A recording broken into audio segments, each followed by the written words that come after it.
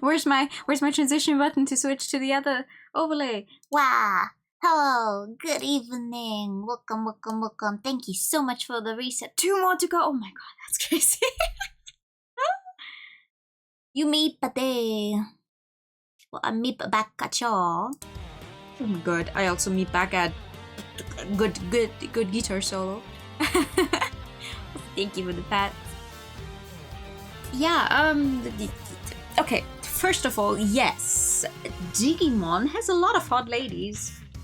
It also has a bunch of not hot ladies and very monstrous looking things, but I think, aside from that one spider, we played through the game with pretty much only the hot ladies. Because I was like, okay, I want a strong team. Okay, what would you want your team to consist of? Things I find nice to look at. It's the same way that I play Pokemon. Is it cute enough to be in my team? Yes. Is it actually strong? I do not care. Is it cute enough? Yeah. It says. Monsters and hot are not mutually exclusive. Very true. Very true. I will say nothing against that. But Digimon has a lot of not necessarily monstrous and exclusively hot ladies, so I had a bunch of those in my team to finish that game. Also, because specifically, I can never remember the actual name of the game, Cyber Sleuth, because we have an ongoing funny name for it between Flo, Mel, and me, which is Cyber Sleuth. No, wait, no, hold on.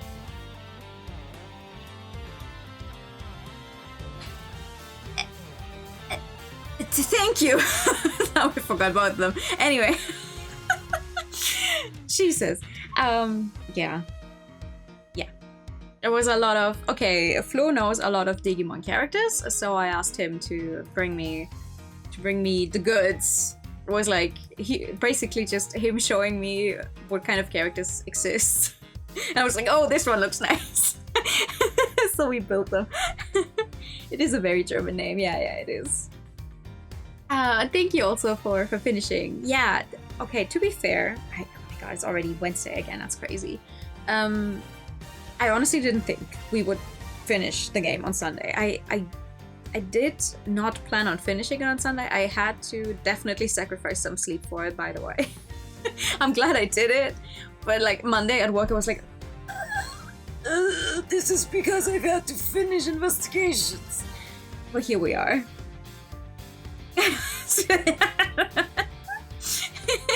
I did. I managed to beat Tree Man, even though it was a long fight. I can understand why people say that it drags on, because it did indeed drag on. Not drag on Dragoon, but it did drag on. But we finished it, which means we can step into the second game right after with no wait. And also, quick disclaimer. For anyone who is aware and also for anyone who's not aware, this second game, the second game has not been officially translated before this specific release. There has been a very big fan translation out for the longest time. Oh, sorry, the braids are not working because I guess the ears. No, the ears are blocking in. There we go. So there's a bunch of people who might be used to all of the fan translated names. Me personally, I have not had the pleasure of playing this game before, so I'm completely unspoiled. I am not used to any of those fan translated names, so you won't be seeing those here. Like, there's one singular name that I've heard a bunch now, but everything else is just completely like, I don't know any of this. So just to make sure, I don't think we're ever in trouble with anyone actually like backseating or giving spoilers on situations here, but once again, I've not played this game. I know pretty much nothing about it, even less about the fan translation, so we're just gonna be stuck because my internet is dying again.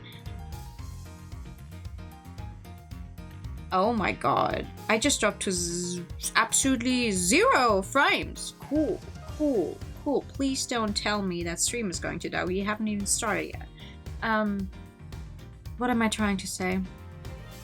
If anyone's used to the fan translated names, I won't be able to understand any references you make to it. Just wanted to say that. Also, we're starting a little early, so I can hopefully get like the first case done for sure, and then we'll see about the second one. The Drakengard reference. See, I haven't played Drakengard itself, but the Dragon Dragoon thing is just always stuck in my head. I don't know why. You want to throw messages? You say. I mean, feel free. Also, Mela, hope you feel better soon. With Danganronpa, actually, it's not that bad because the Danganronpa fan translation had didn't change the names in and of itself. The official translation just changed it up, so everyone was just talking to each other by their first names, which you can kind of get used to as well. But I was a Danganronpa 1 fan translation player. First a reader and then a player. So it took me a lot of time to get used to people just always saying just the first names, and I'm like, who are you talking about? Oh, Kirigiri, yeah, okay. Oh, Asahina, yeah, okay. I don't know if I'll ever get around to maybe replaying the Danganronpa games on Steam though. It would be interesting, maybe. But that's a topic for another time. Now, let's see. I wasn't quite sure if this would immediately throw us into the game. Also, why did the... Wait. The braids reset because the ears ran out of time. There we go. Sorry. I noticed it myself, actually. Ha ha ha. Yeah. But yeah, because if you click on new game, it immediately says start from this episode. So I'm like, oh, is it immediately going to throw us in? So I didn't want to click on it by accident and accidentally skipping something. Let me get to my controller and get cozy. Oh yeah. I also know that this second game features a few new gameplay things. A turnabout trigger. Oh hell yeah. Here comes the presidential plane descends from the western skies, bringing a message of peace. It's making its final approach and lands right on Gourd Lake. Oh boy, Gourd Lake. Ooh. Just listen to that crowd. Welcome, Shangfa. Welcome, Mr. President. And now, sir, your audience awaits. This music reminds me of a Pokemon game, actually. Honored friends and allies, I'm here today to deliver a message. The odious criminals have dogged my beloved name. Thanks to the prosecutor's office of your great Hello? That's a very high-quality gun. We have our most heartfelt gratitude. However, friends, do not forget, the battle against evil rages on. Here today, I make you this solemn promise. We shall crush the wicked with the righteous hammer of justice! Oh! Hello?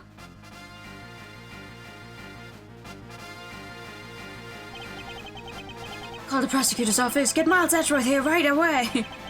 If anyone can solve this, he can! What? Ooh, that's the one they used When they announced the game in the direct as well. They had everyone going bonkers, like, what? You couldn't hear. Yeah, it did sound a little like Pokemon music. Ooh, March 25th. Wait. When did the other game end? Also in March? Is this still the same month?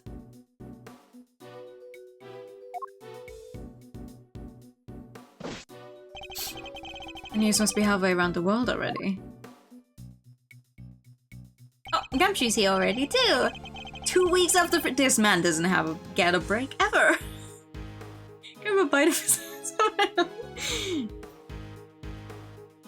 Have a break! Have a samurai dog! After all, listener. Every day an attempt is made on the life of the nation's president. Oh. Well? My name is Marta. My name is... My name is Miles Edgeworth and I work as a prosecutor. I came as soon as I got the call. The moment the phone rang, I knew it was serious. Mr. Edgeworth! Yeah, hi. Thank goodness you're here, sir. This is Dick Gumshoe, a detective at the local precinct. He's the one usually assigned to my cases. How's the president, detective? We still don't know, Mr. Edgeworth. The medics just boarded the plane a few minutes ago. I see. I hope he's alright. Then I suppose you better show me the scene of the crime instead. Right away, sir. I mean, with how the official English Ace Attorney account has been treating the games recently and the announcements, they're trying to tell you you can play these games whenever the hell you want because, oh, you know, all of the stories are like, oh god, I don't know the English word for it.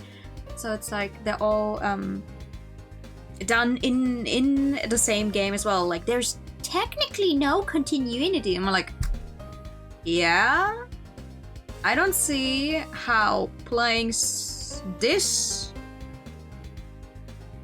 specific game being episodic.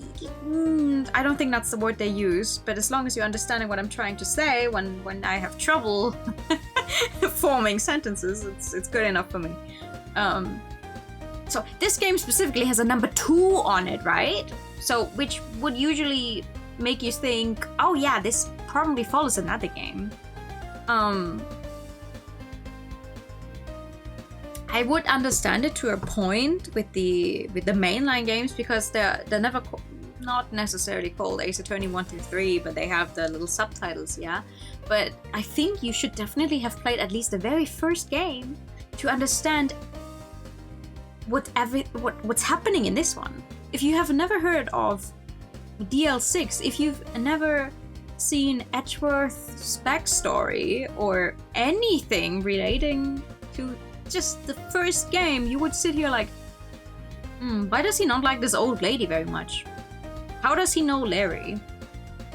Who is this girl? Like, I'm sorry, it doesn't make sense to me how you can tell people to just, oh, you can just start with whichever one you want. The only Ace Attorney games where I'm like, yeah, you can play those out of order of the mainline titles is Great Ace Attorney, because Great Ace Attorney features other characters completely and takes place in a completely different timeline. Not timeline, but time in and of itself. You know? But these? No. There's a number 1 there, so start with number 1 and then play number 2 and then play number 3. I don't understand how that is so hard to do. You can technically just start with the 4th. You can start with what's the proper subtitle? Apologists. You can technically start with 4, but even then, just play 4, 5, 6. And not start with, I don't know, 6 and then go back to 1 and then wonder for 1 also because of when they came out, so they have a few tweaks to their gameplay overall, right? Like even Great Ace Attorney has a completely different way of how you interview all of the people in court, which they initially brought on because of Professor Layton versus Phoenix Wright. So I'm like, yeah, and then go back to the very first game, you're like, wow, I only have 1 person in court at all times? What? That's the first Ace Attorney Investigations 1. That sounds like a great plan. Trying to not know Morgan face. It just doesn't make much sense. It just doesn't. But who am I? Who am I to judge what the official Ace Attorney account says, right? Whatever. Let's see what's happened to Mr. President here, I guess. Apollo Justice Dual Destiny Spirit of Justice. Yeah, but that's, I mean, the Apollo Justice trilogy only came out relatively recently. Like, before that, all of them were only available as singular games. So, someone could stumble upon Spirit of Justice and only play Spirit of Justice because it sounded like an interesting game to them. And it was on sale on the 3DS store, whatever, I don't know. Hey, say hi! Yeah, you, Ruffles! Excuse me? Who's that? You're the prosecutor in charge of this here case, ain't ya? Wanna give me your first impressions? Anything strike y'all as odd? No comment. Detective Gumshoe, with me. Come on now, Mr. Prosecutor, don't be like that. Mr. Ashworth, wait for me. Hi, Zen, good evening. Now, Detective, I'll need the facts of the case in as much detail as you can give me. You're still ahead. I'm catching up. I'm right behind you. You better run.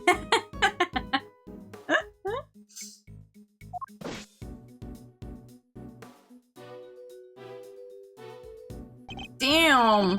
Why is his suit glued to him? Why is he so muscular? What the fuck?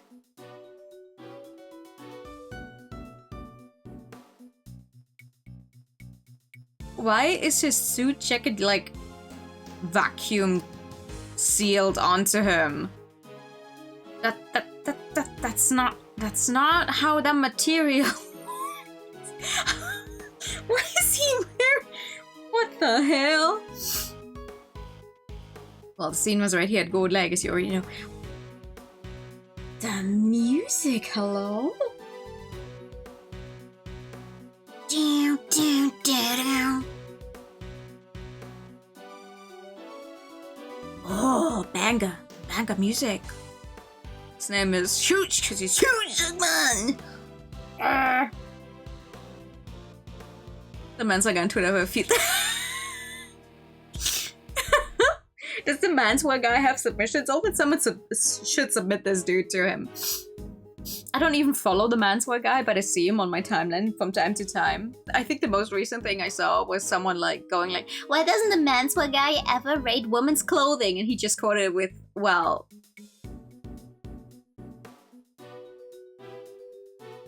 yeah, I mean, oh no, why isn't the Manswear guide commenting on women's clothing? I wonder. Bunch of people will gather to welcome the president of Shangfa. He also has some very... Oh, never mind. I liked him better in the other picture. I was about to say he has nice ears, but I don't like him as much in this picture. Di Jun Wang, as I read about his visit. He tests several suits when he dresses up. He's like, ah, oh, damn it, not again. We call the suit Photoshop Phoenix hat for him. I wouldn't even be surprised. To be fair, Phoenix is a very white person as well. Not as muscular in the way he's drawn, but very white. It's been all over the news for days now. Oh. It was raining until just before he landed. Luckily it let up and he went on stage as planned. And then, smack dab in the middle of his speech, bang! Gun goes off and everybody runs for cover, terrified of their lives. Apparently. Apparently. Truth is, I only just showed up myself. I don't know a whole lot more than you do, sir. You were summoned on short notice as well.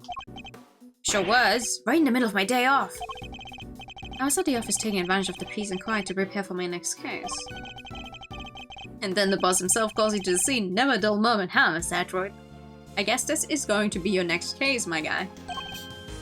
Was? Yeah, chief prosecutor was right here in the park. Saw the whole thing. First chance he got, he yelled at the top of his lungs. Get me Atroid right away, he's the only man for the job. Something like that. I see. Who is the current chief prosecutor anyway? Do we know that? Do we know and I forgot, or do we... Like, considering what happened with the last chief prosecutor, I mean... Solved the JFK murder.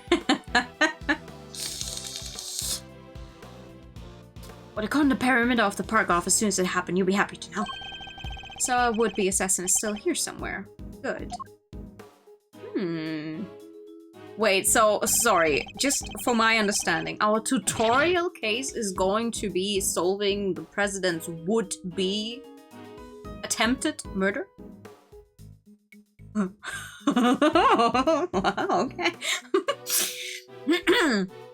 You gotta just find him in the middle of that crowd before they strike again. You're right. We don't know what else our culprit might be planning. These people are in danger. Oh, we meet. Oh, nice. Okay, thank you. We don't have a moment to lose. Let's begin with the basics. Search every inch of the crime scene for clues, no matter how insignificant they may seem. Precisely. I'm chief prosecutor. Yeah. Remember when we played and I think I lined up almost perfectly? Like, I moved myself to line up almost perfectly, and I think that was in Great Ace Attorney, though. Right? When I moved myself in the middle, I was like, I'm the chief now. Security was tight for President Wang's speech, but he was still shot at somehow. President was shot at, which means a gun was involved. That's our first clue. That makes sense. Alright, duly noted. I mean, wait, let me check actually. I do... It's not the... I do still have a badge. It's not from the same era. It's not from the same era, but... I do still have a badge. I still have this one from Great Ace Attorney. No, country.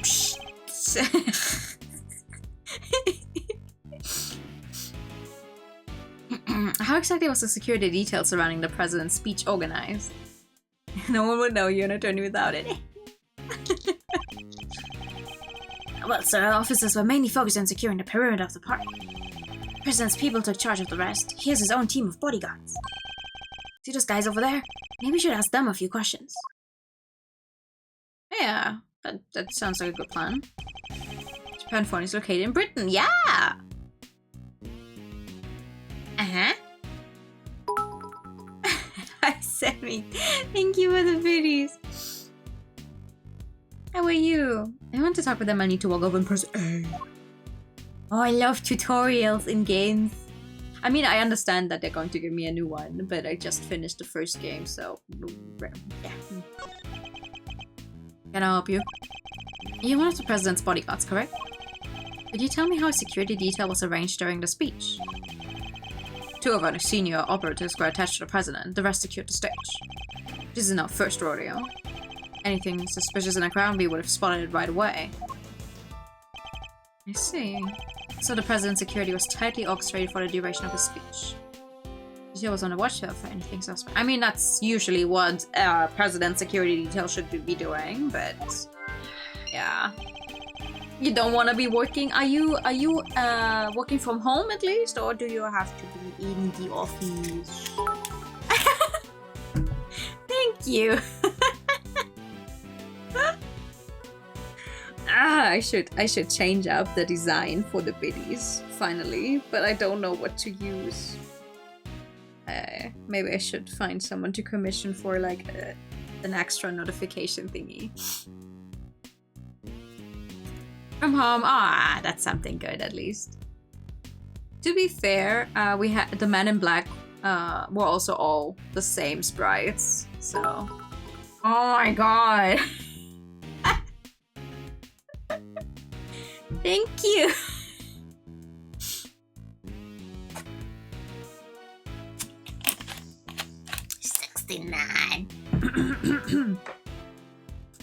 Let's investigate further. We should speak with other witnesses and continue to look over the crime scene. Can't afford to leave any stone unturned.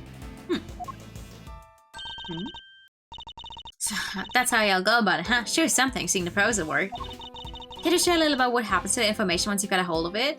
Care to share why you are not sticking to where you should be? Hello? bystanders. This one seems persistent, but I can't afford to get distracted. Hey, Ruffles, I asked you a question, dang it. What happens next? Why do you have a bear trap? Why do you have an open bear trap on your backpack, actually? Specifically.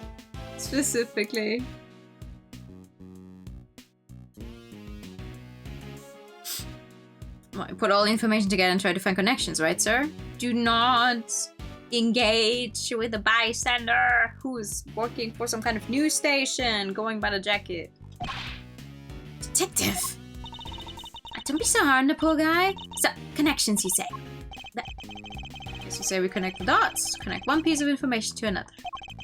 Since that's was 40, he's a logic master. I can view what information I have with LB and then connect. Yeah. I should try it now. Just a quick press of LB and we'll be off down the path of logic. Sure. It's a tutorial. It's a tutorial. That's how it goes. Okay, so this is still the same as in the first game, yeah? Despite the president's tight security, the perpetrators still managed to carry out their attack. Completely undetected by a contingent of highly trained bodyguards, no less. No mean feat. That's right, sir. The hell is LB and Y? You don't need to know that. This would have taken some serious planning. In other words, the assassination attempt was almost certainly premeditated. Yeah, I don't... Are there non-premeditated assassination attempts? As I was targeted during his speech, a is it premeditated or premeditated, right? I hate the English language. Premeditated? Oh, okay, thank you. Okay, sorry, short change of topic. I just finished listening to my current audiobook earlier. I said it right. Why? Huh? So premeditated. Yes or no? I finished listening to my current audiobook just earlier. Going to what you can put. Oh my god. Okay, thanks. Oh, here I was losing my mind on yet another word. Okay. I guess. Which is Iron Widow. I can recommend that book to absolutely everyone. Is the throne is still not? Oh my god! No, it is not. I'm sorry. No, it is not working. I need to get that fixed finally. Why? What did you do? What did you do? Because the throne on my phone is also not working. Because nothing ever works for me. Come on. Sammy.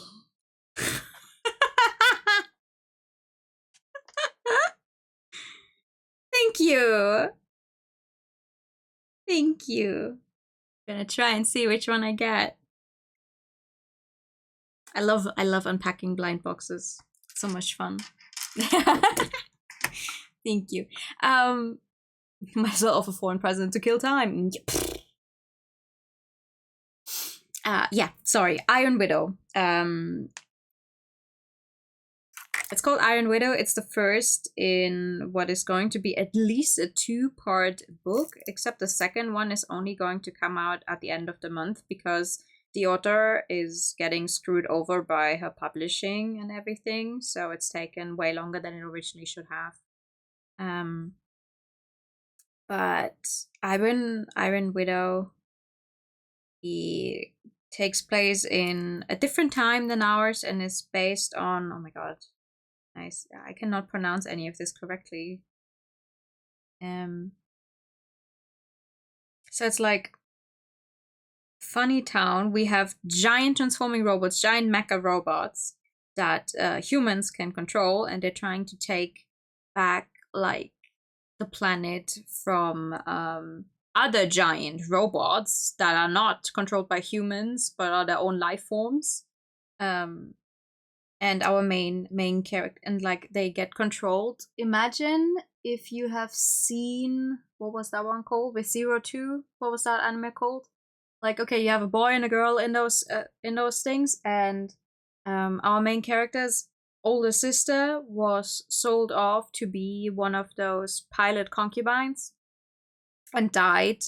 Not even in battle with the guy she was paired with, but died. And now she wants revenge on him, and well, sets it up so she also gets sold into it, and that's where the whole thing starts. It's really good. It has a bunch of trigger warnings though.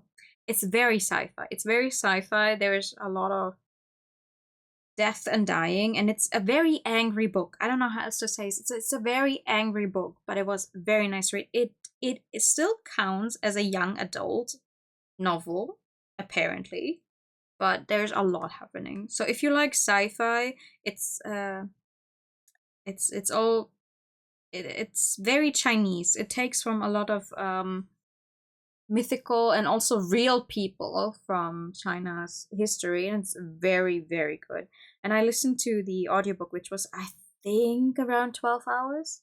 Yeah, that's the one. That's the one. And there's a second book coming out later this year. Sometime in December, the second one is coming out, which I'm very happy about, because that means I have less of a time to wait until I can read it. Like other people who've already read this specific book.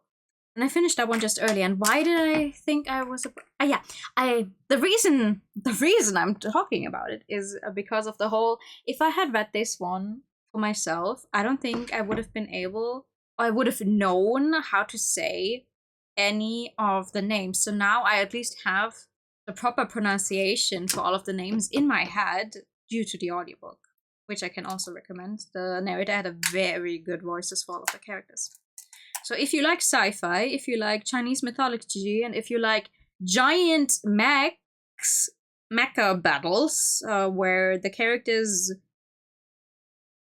go into those robots and then change what they look like and use like the mental prowess to move them and everything, I think that's a book you guys would enjoy. Anyway, it was very nice, and I'm done with it, and now I need a new one. Stuff myself, where is the Mr. Edgeworth? The old logic never fails, huh? Sure doesn't. Indeed, all we need to do is find the right clues to make the right connections between them. Make the wrong connections, however, and we'll only wind up further from the truth. A miss for you, Lucky, though. It's just... that's okay. Getting the book for free? Nice! I got it from my very local library. No, I got the audiobook from my library. I had to wait a little bit because there's quite a demand for it, and the library doesn't actually have that many copies, but it was worth the wait. Hello. Yeah. Would you also like to see Mr. Edgeworth do some logic? Yes, you would. You would.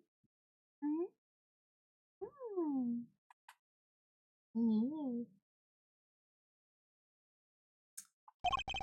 Which means I must make well-reasoned connections if I intend to draw logical conclusions. Yeah. Or you just keep throwing stuff against the wall, hoping it sticks.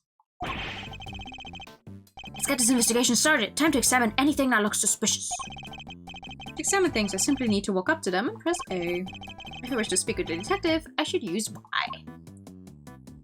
Why would you want to speak to the detective, though?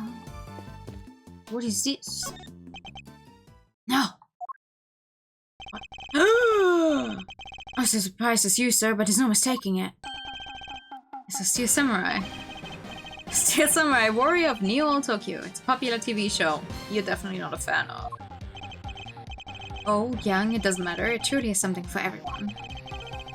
Beats me why I had a Steel Samurai balloon at a welcome party for a foreign president. It is a little odd, although now that I think about it, what better here to represent our nation? I must scour the scene and inspect anything that catches my attention. Ah, I guess that's his new text then for all of this, huh? What happened to you? Breaks your heart, don't it? It does. What villainy could have befallen him? Witnesses said he popped right about when a gun went off. Which would strongly suggest that the bullet struck the balloon. Oh. I have I have library cards for a few libraries actually, so I have a better chance of grabbing the books I want with a shorter wait time. Which is very funny because at one library the wait time for the audiobook of Babel was like 18 weeks. I'm like, oh my god. I mean, sure, I guess. I could have waited. I have enough other books to read in the meantime. And then I checked for the one that's way closer to me. And it was like, oh yeah, it's gonna be available in like 3 days. Once the last person is done with it. We only have one copy, but if the other person's done with it, you can have it for 20 days. I'm like, oh, sure. So I put a hold on that one. Lo and behold, 3 days later, the other person apparently was done. It was a wait. Yes, because the libraries only have licenses they can give out. They only have limited licenses they can give out. It's not like they just have unlimited. Like just because they have the file, basically just the one time, they can only give out the one license at a time. If they have like 3 licenses, they can give out 3 copies, just like with a normal book. It's the same for the audiobooks as well. It's also the reason why I tried out Audible for like a week and then realized that almost none of the books I'm interested in are on there. So I was like, okay, you know what? Actually, no, thank you.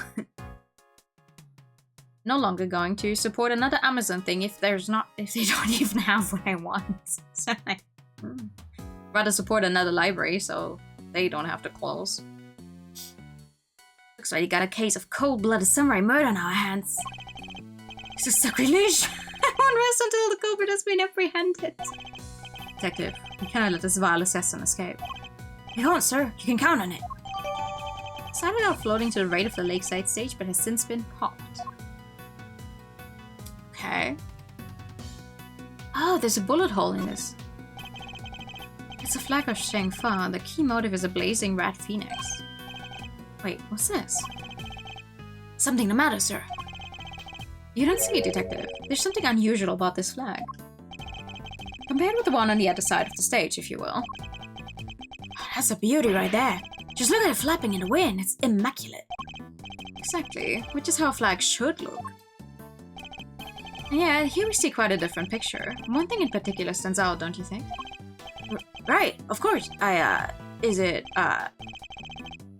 give up. Come on, spill the beans. You need a horse to water. You just have to move the cursor to the problematic spot and highlight the difference with... Yeah, this is how you deduce. Take that! Look closely. Do you see the hole? Look at that. You're right, sir. And not the burn marks around the edges. That's a bullet hole. There's no mistaking it. Bullet hole? So you're saying a bullet went through this flag? Yeah. I think I've gathered enough information for the moment. Time to put the pieces together and see what we can figure out. Sure.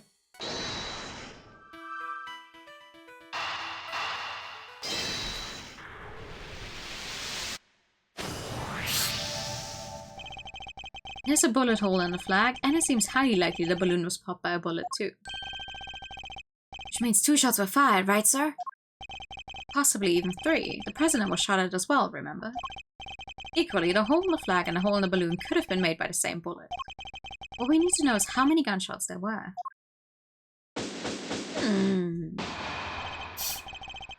Alright, on with the investigate.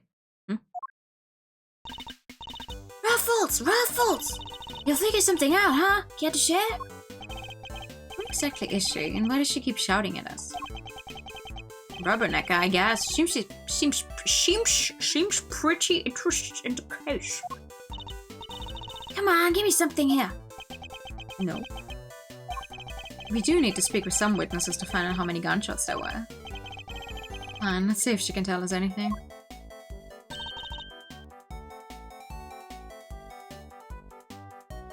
Yeah, no, definitely.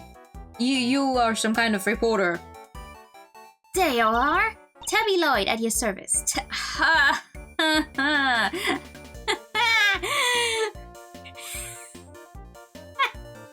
Okay.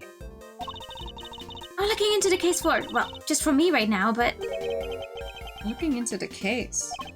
Miss Lloyd, was it? Miss Lloyd, there's something I'd like to ask you. Well, what can you tell me? Any exclusive details you want to share? How about the perp? Have they made any demands? What about the ruffles? What does a fella buy a cravat like that? Hold it! Will you be quiet for a moment? I'll be asking the questions here. Dang, yeah, I thought I could get me something juicy for my piece. Fantasy name was Nicole Swift.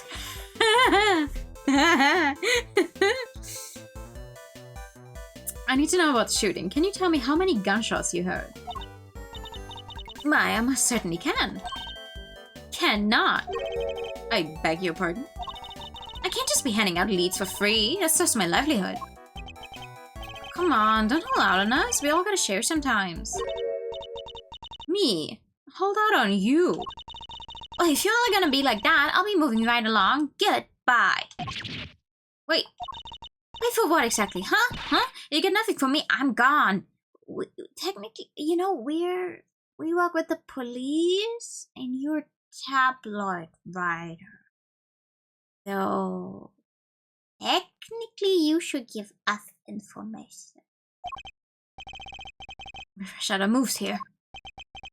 Out of moves, hmm? I wouldn't be so sure. What do you mean, Mr. Ashworth? I see now, Detective. I like to play a little chess. Oh boy. What does one do in chess when an opponent adopts a defensive position? I don't know. I don't know how to play chess. Hello? Hello? Meow.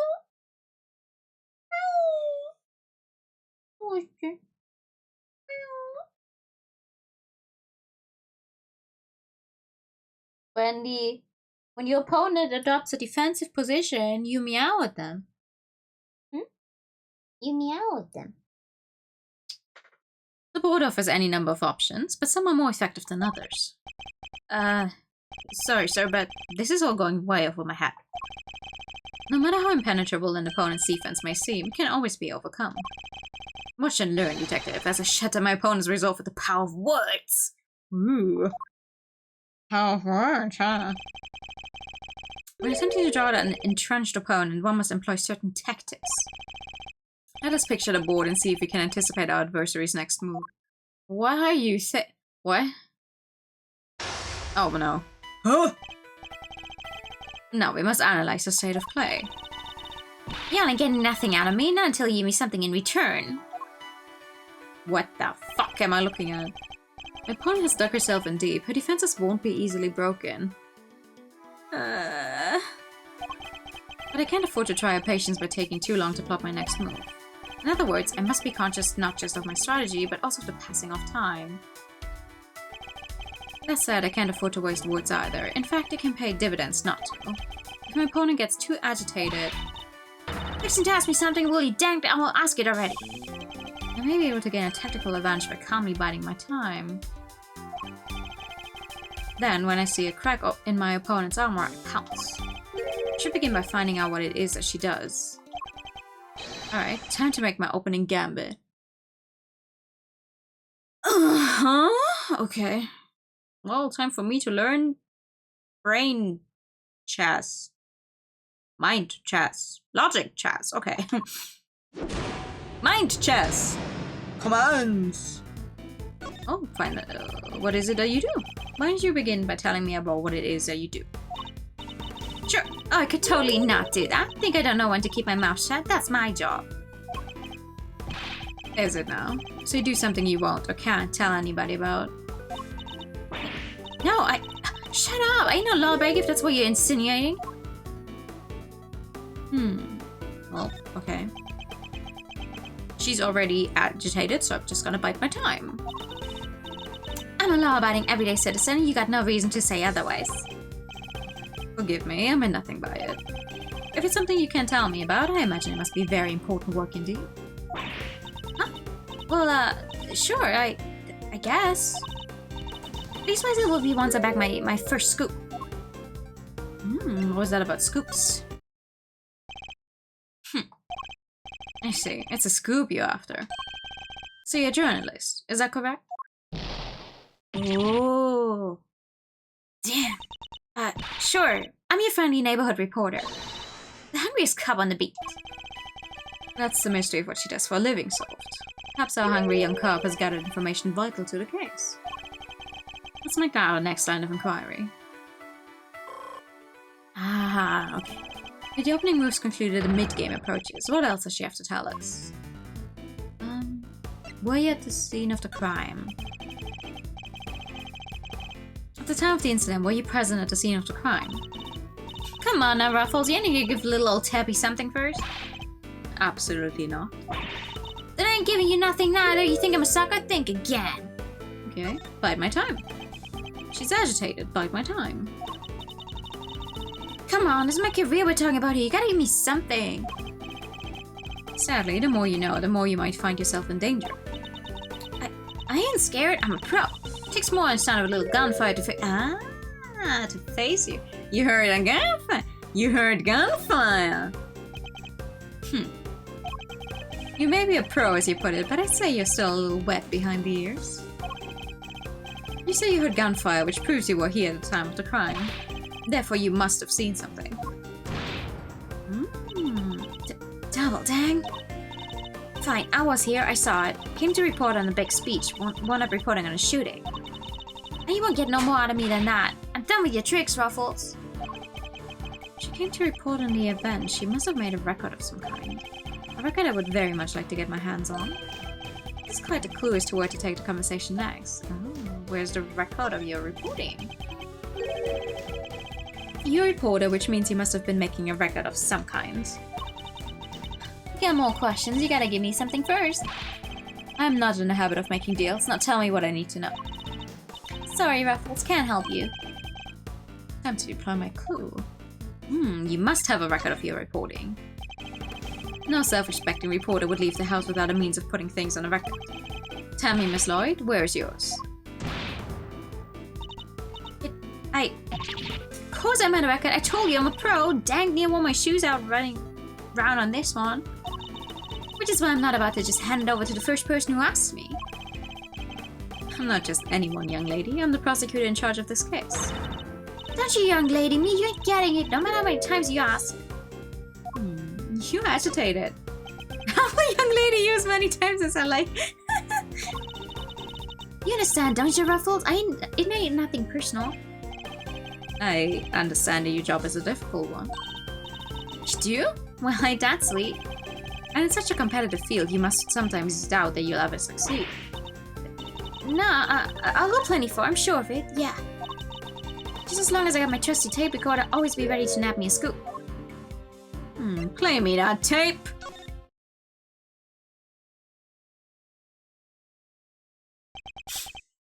Intriguing. A young reporter hungry for success, so dedicated to her craft that to leave such an important event unrecorded would be unthinkable. And indeed, she did not. She committed the entire event to tape. This is my scoop you're messing with, my big break. Fine, sure, I recorded the whole darn thing. It's all right here, you got me, okay? Checkmate. Checkmate! Woo! Oh, so this is how we talk to people in this game? No more simple getting clues from them the old-fashioned way. There's something else, Ruffles. I was trying to be all strong and silent, but you had me singing like a canary. Never mind that. Now play us a tape. Should finally tell us how many shots were fired. Fine, you can hear it, but I got conditions. You played me like a fiddle, Ruffles. Only the chief ever played me so good. So you gotta agree to be chief number 2, and be mentored to a rising star, aka me. Oh, there's still cross-exam, you just do both. Ooh! Okay. Chief number 2, huh? Kinda like a second parent? That's a big responsibility, sir. You moved over basic logic to logic chess. It's a good thing it doesn't have anything to do with actual chess, because I don't know the rules to actual chess. And one more thing, I want exclusive reporting rights for the first 24 hours. Come on, you gotta say yes. What kind of mandate we can give to star people the exclusive, huh? It's a difficult woman to refuse, and I need to hear the recording. 24 hours is more than I can promise, but the story's yours until the case is solved. And the job of Chief number 2? I think not. You're no fun, but I guess a girl can't have everything. All for the sake of the scoop, huh? Alright, you got yourself a deal. I got exclusive access starting right this second, Ruffles. Good. Then our first order of business is to listen to that tape.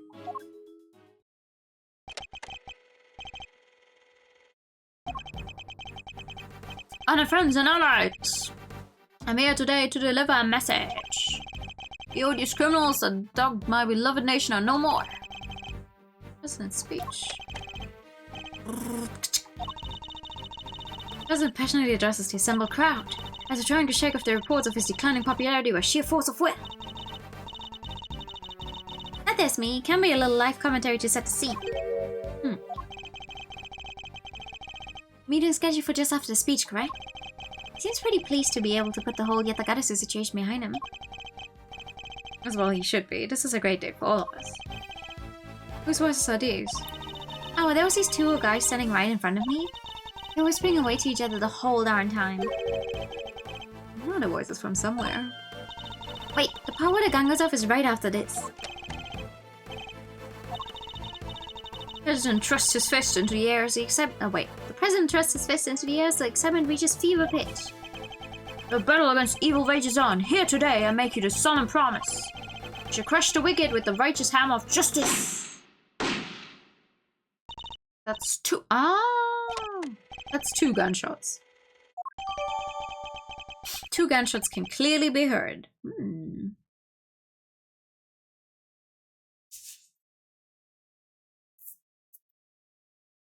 Like Edgy's answer to Phoenix Magatama interrogations. Makes sense, yeah. I like that he got another new thing. So, 2 shots were fired. Yep, and that tells us something? Something very important indeed. It allows us to deduce the trajectory of one of our bullets. So 2 shots fired, 1 hit the president, which means the other must have passed through both the flag and the balloon in that order. Which, as you can see, allows us to deduce the position of our shooter.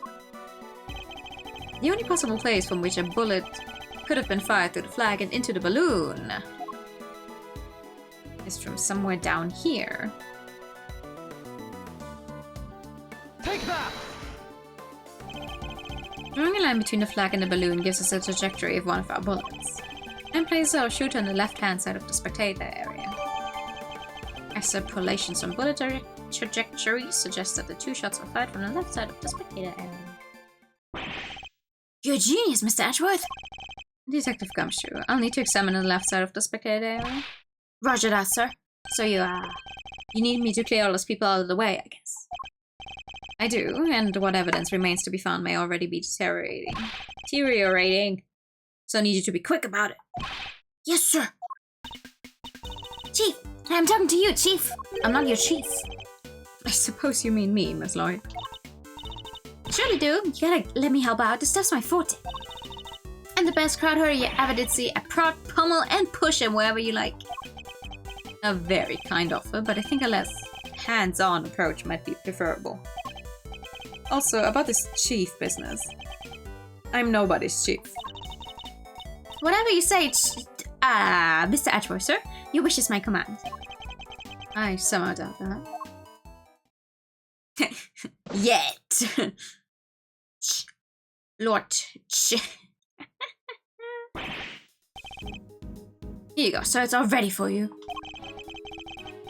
As long as you cleared everybody out just like that, you should have seen it. You didn't see nothing. The chief, my other chief, that is. She sends them running twice as quick. Sounds like quite a formidable character. Perhaps I should go easier on the poor girl.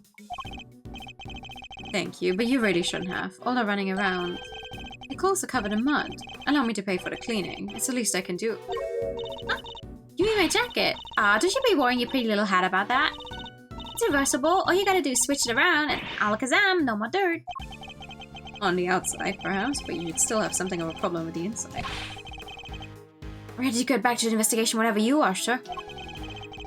Dirt has trampled the entire area. We'd be lucky to find any trace of our shoot at all.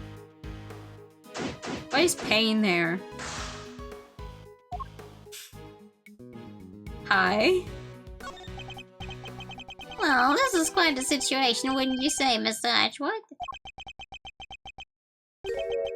What's he again? It's Payne, Mr. Ashwood. Winston Payne. We work together at the prosecutor's office. Except I don't care for you at all. He's a prosecutor. What brings you here today, Mr. Payne? What indeed? Why, only the invitation of the chief prosecutor himself. His voice, I recognize it from the tape recording. Was he one of the men who was standing in front of Miss Lloyd? And where's the chief prosecutor? They had to leave, I'm afraid. He's a busy man. They let him, and only him, out through the corridor. So he had me summoned on short notice and then left before he even showed up. Rude. Rude!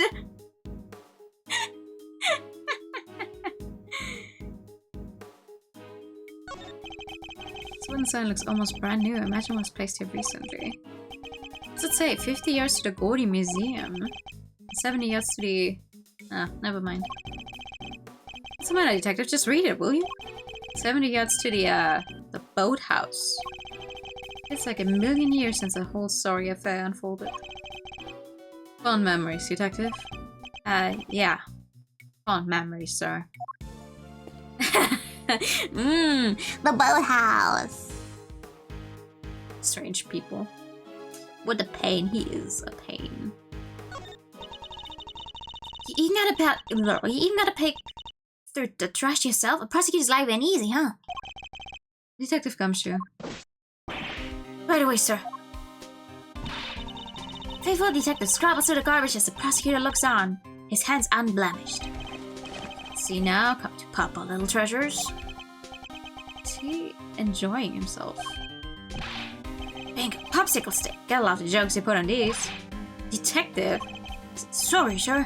Relevant evidence, relevant evidence. Huh. I think we got something. Good work, detective. Let's take a closer look, shall we? Examining a piece of evidence from all angles, we can uncover hidden details. Sure can. Just tell me which way you want it, sir. Now rotate the item, blah blah blah. I can move it closer further away too. Use LB to examine it. Yeah, yes, okay. When you spot something, just say the word. Find suspicious areas with the cursor and press it. Okay. Let's see what we can discover. Ooh.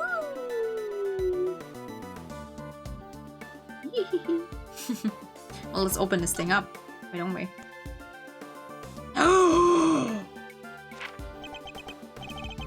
Let's cover for Lakeside now. Eyes on this area. Rook reposition in light of Knight's injury. Knight to immediately escort President to play in case of emergency.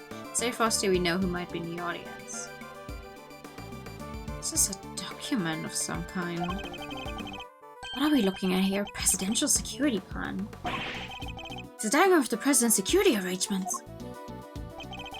It shows that the president's bodyguards were positioned. It even has people's names on it. Rook and Knight.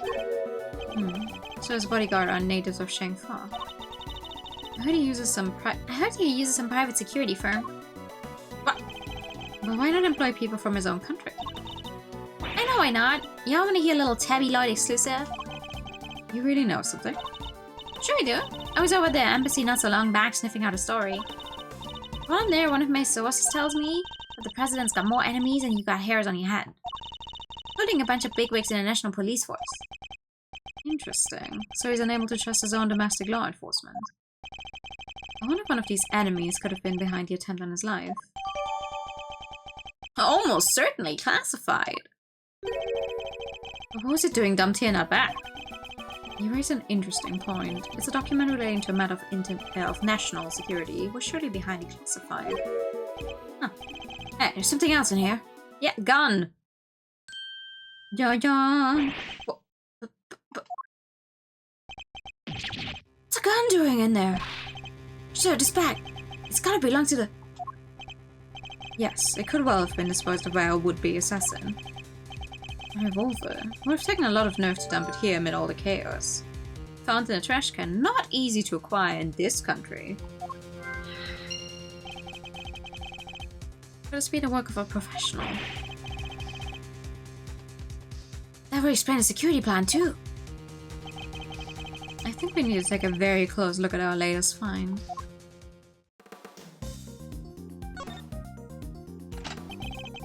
Two spent bullets in a cylinder, matching the 2 gunshots heard on the recording. That proves it. This must be the weapon that was used.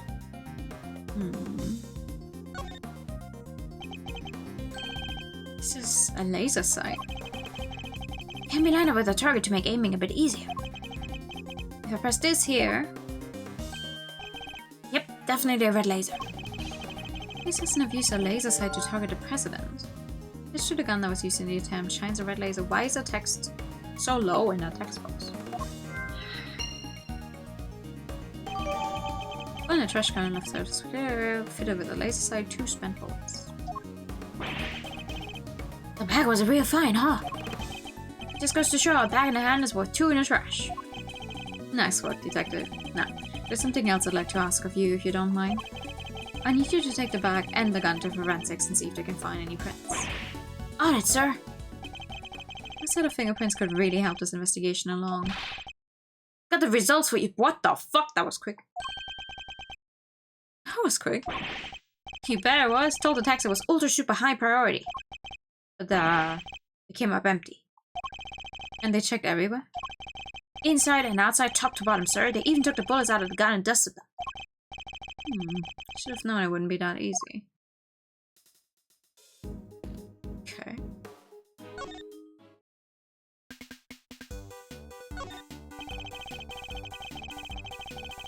You say you attended today's ceremony or to gather material for an article of some kind. You bet I did, and the kind of thing that happens every day. And when did the ceremony begin? Right after the rain stopped. We got lucky, it was raining all morning before that. Anyhow, the president's plane touched down right around 1:45. And the speech started at 2 on the nose. What about the shooting? Must have been maybe 20 after. 20 minutes after the ceremony began. Yeah. Shots rang out, tearing through the air that only moments before had been alive with cheers. In tragedy, the president dropped to the floor, felled by an unknown assassin's bullet. It's 2:25 p.m. on March 25th, and I've been reporting to you live from the scene here at Gold Lake. What was that all about? Sorry, just making some voice notes. Gotta get those ideas down the second they come into the old noggin, you know? And every day you get to report on the assassination of a president after all that. Ooh. We don't know if he's dead yet, though.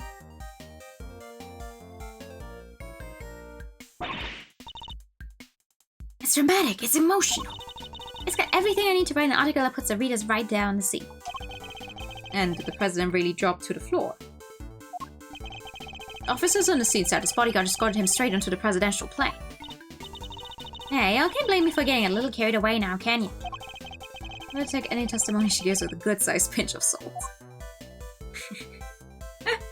Alright. Stop it, calling me a reporter and all. It's kind of weird when somebody else says it. Still, Tabby Lloyd, reporter at large. Does have kind of a ring to it, don't you think? But you are a reporter, correct? Sure am. A reporter in training. What? Have you even had any articles published?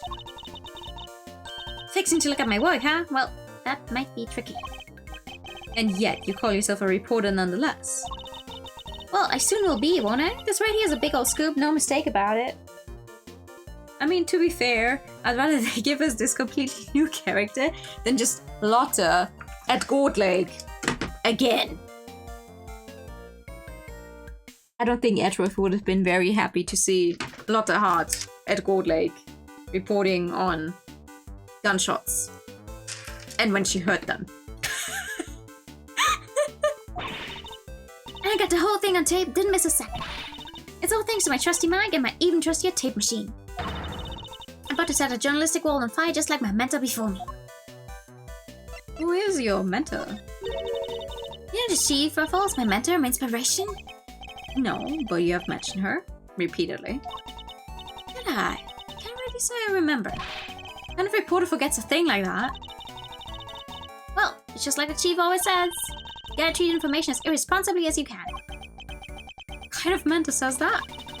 Oh, you should have heard of the day she gave me this here tape machine. You be sure and back yourself the juiciest, sleaziest scoops you can now, you hear? Wonderful. So you're the kind of reporter who sees fire under even the faintest trace of smoke. Nah, I'm the kind of reporter who puts on the fire till the smoke about chokes you. Was that any better? Girl, what? Hello. You're with one of the news channels? Yep. Can I help you? You must have footage of the event. Do you mind if I take a look? Wish I could help you, but that might be a little tricky. What's that, huh, Paul? You got a problem with doing your civic duty or something? No, it's just that my camera was knocked over in all the panic. And now I can't get it to work. I wish I would have helped immensely. Just all luck.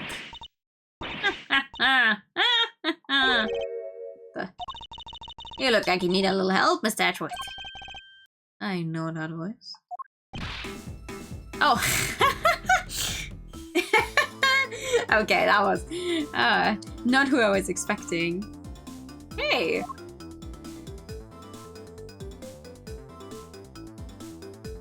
Why didn't you just jump straight down from the... Okay. Honestly, I leave you alone for 2 seconds, but don't worry, your hero's here to save the day. Kid just had a sore throat. She was like, ha ha ha.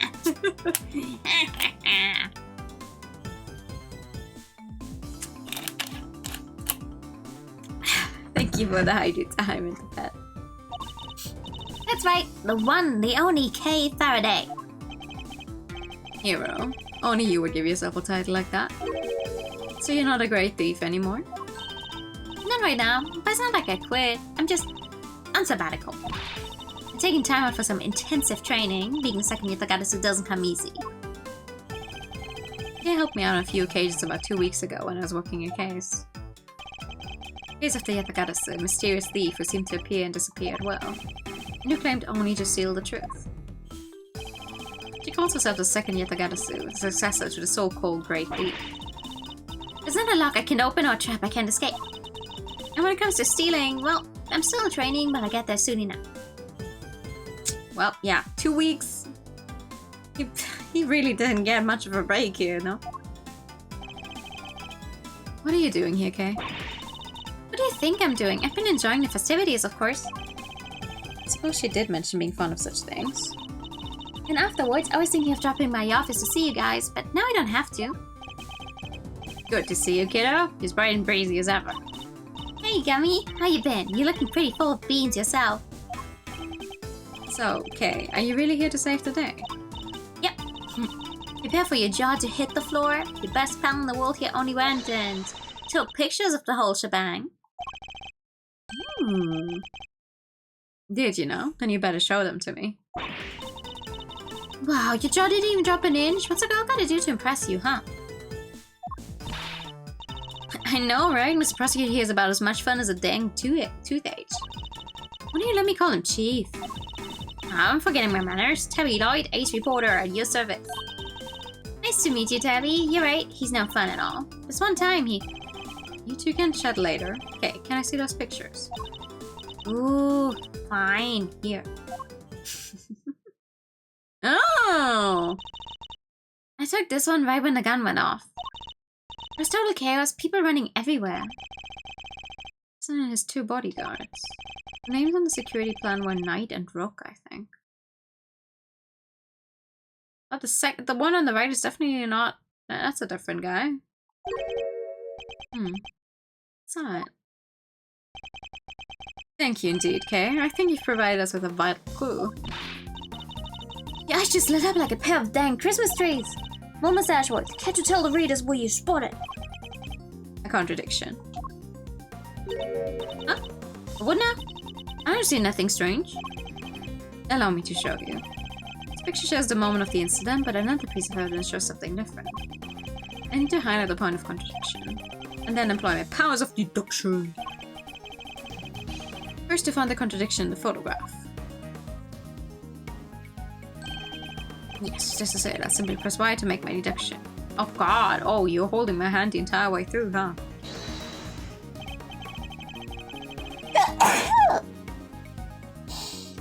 Excuse me. Now to present the evidence that proves the contradiction. Thank you. Eureka! Thank you. Look closely at the picture of the president in this newspaper clipping, if you would, Miss Lauren. Now look at Kay's photograph. Compare the two carefully. Huh, what am I looking for here? The giant red dot on his forehead. Albie? Indeed, there's something on the president's forehead, something that wasn't there in the other picture. What is that? Some kind of birthmark? Yeah, guy's got a big red birthmark right in the middle of his forehead. I highly doubt that birthmark just sprang up there since the other picture was taken. He got bitten by a bug then, maybe. Yeah, that's it. That right there is a big old bug bite. I thought it was something important. The look on your face. It's strangely fits. If I remember, sure. You should know that the road to the truth is paved with just such seemingly trivial details. Ooh, I got him with the face. Alright. Duly noted, Chief. Photograph of the president at the exact moment the incident occurred.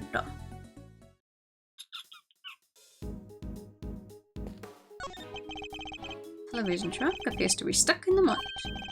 Reminds me of the time I pushed your car out of the ditch, sir. Then you just drove away and left me there. Gotta admit, it felt kinda lonely. Did I do that? I think I might, huh?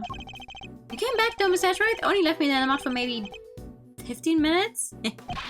I know you'd never forget about me, sir. Of course I wouldn't. During those 15 minutes anyway. Aww.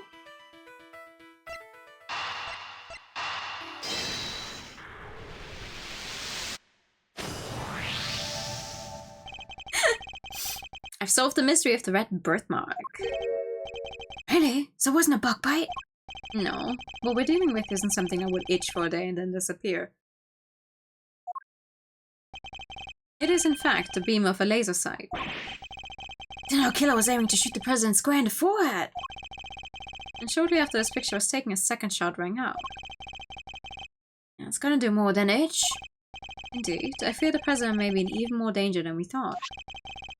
And that the gun we found was the weapon used in the crime. 2 spent bullets used in the attempt. Okay. How would the perp use a laser sight, though? He's right. You sound out like crazy using something like that. BPO, it's not like you can just go around shooting lasers all over the place. No, and anyone who saw it could trace it right back to the shooter. Seems like a pretty bad idea all around. Oh, I almost forgot. I took a couple more pictures. Maybe the laser sights are one of them. It's a long shot, but it's worth a look at least. Alright, Kay, let's see these other pictures. Yes, sir. Right away, sir.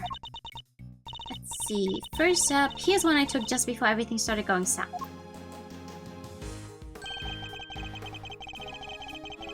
It might be more useful to us if half the frame wasn't taken up with your face. I can already see it from here, though. Can you blame me for wanting to get a selfie with the president? Lucky for you, this was right before the gun went off.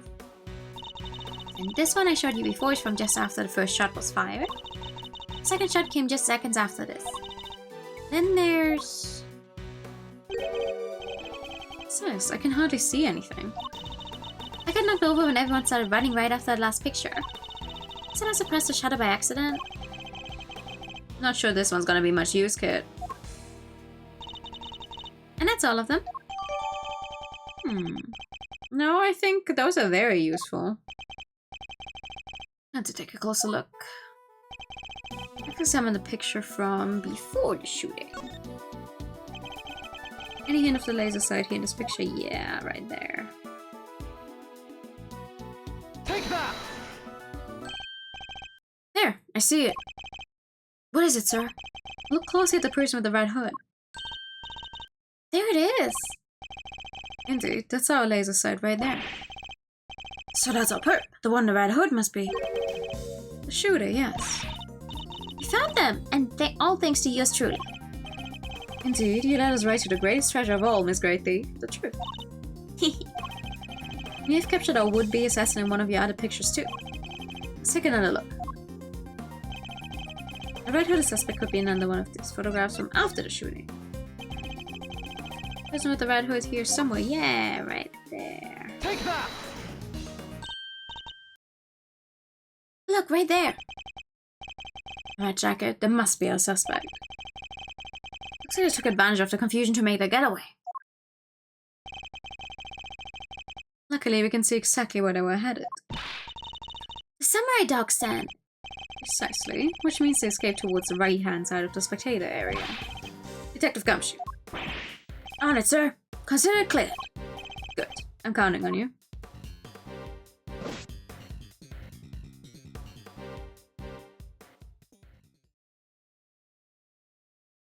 Woo! We have you now, my little Red Riding Hood. That's Parker's corner off and we know which way you went. Wait, didn't I have... Yes, I do have a way to turn. Parker's corner off and we know which way you went. Now it's simply a matter of hunting you down. Little Red Riding Hood. Let's continue our investigation. There's evidence here somewhere. All we have to do is find it. That's the plan, yes.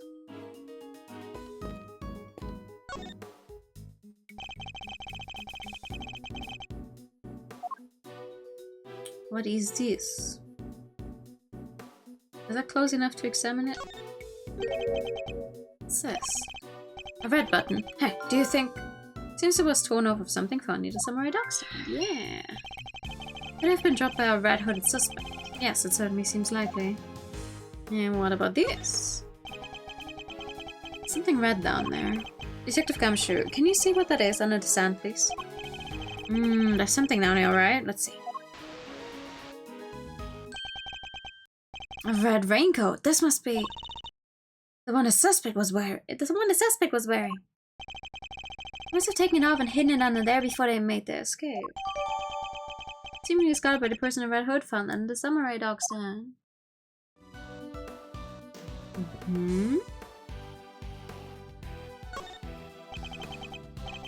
Sleeve, it's inside out. The button is missing too. An inside out sleeve.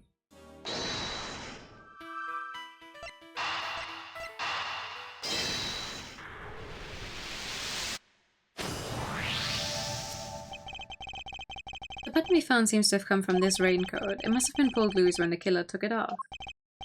Huh. The right sleeve is inside out too. Seems it was removed in a hurry, fast enough to tear a button off, no less. I surmise our assassin disposed of the gun and bag in the trash immediately after shooting the president. They then slipped into the panicked crowd and moved from the left to the right side of the spectator area. This was because they knew the trajectory of the bullet would point to a shooter on the left side. Finally, they removed the raincoat and hid it under the samurai dog stand. The killer would have needed to get rid of the coat as soon as possible, hence its hurried removal. The fact that the right sleeve is inside out is a testament to how quickly it was taken off. Yep, that and the missing button.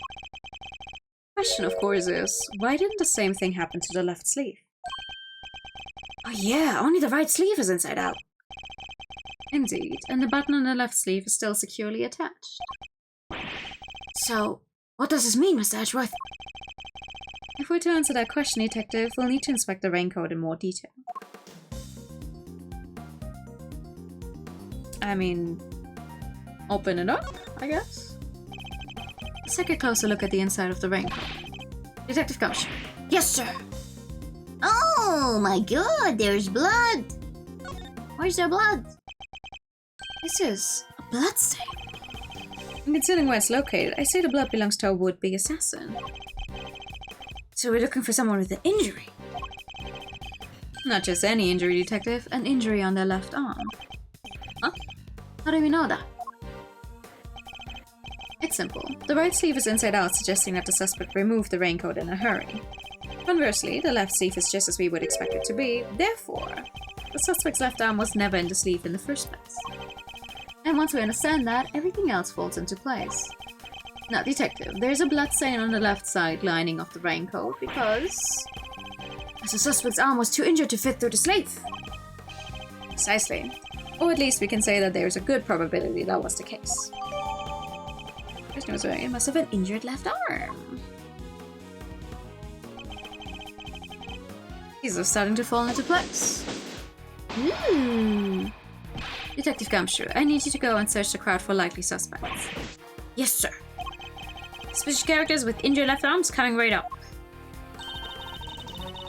You're even smarter than you look, Ruffles. Taking all the itty-bitty pieces and putting them together like that, you have your man in no time. That's mustache work for you. Park is still cordoned off, so our would-be assassin should be in that crowd somewhere.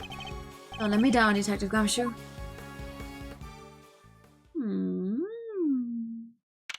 So?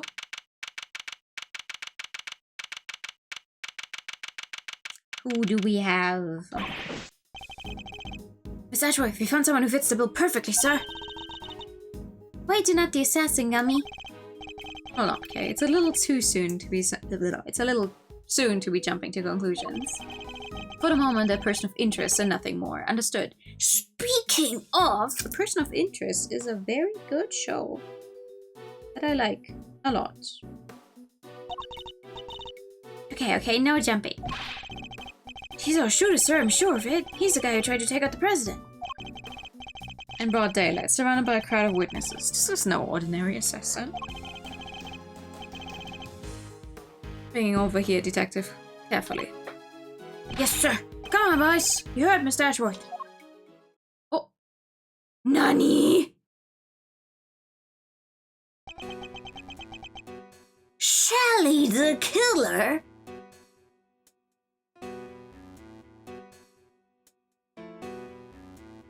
Long time no see. Are you enjoying your ice cream?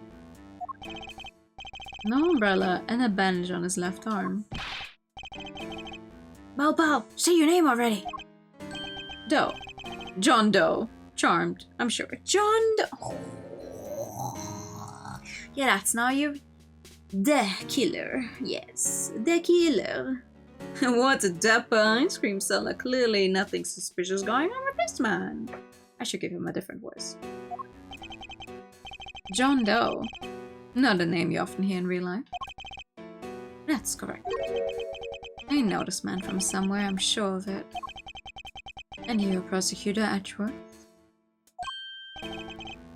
You know my name. Of course.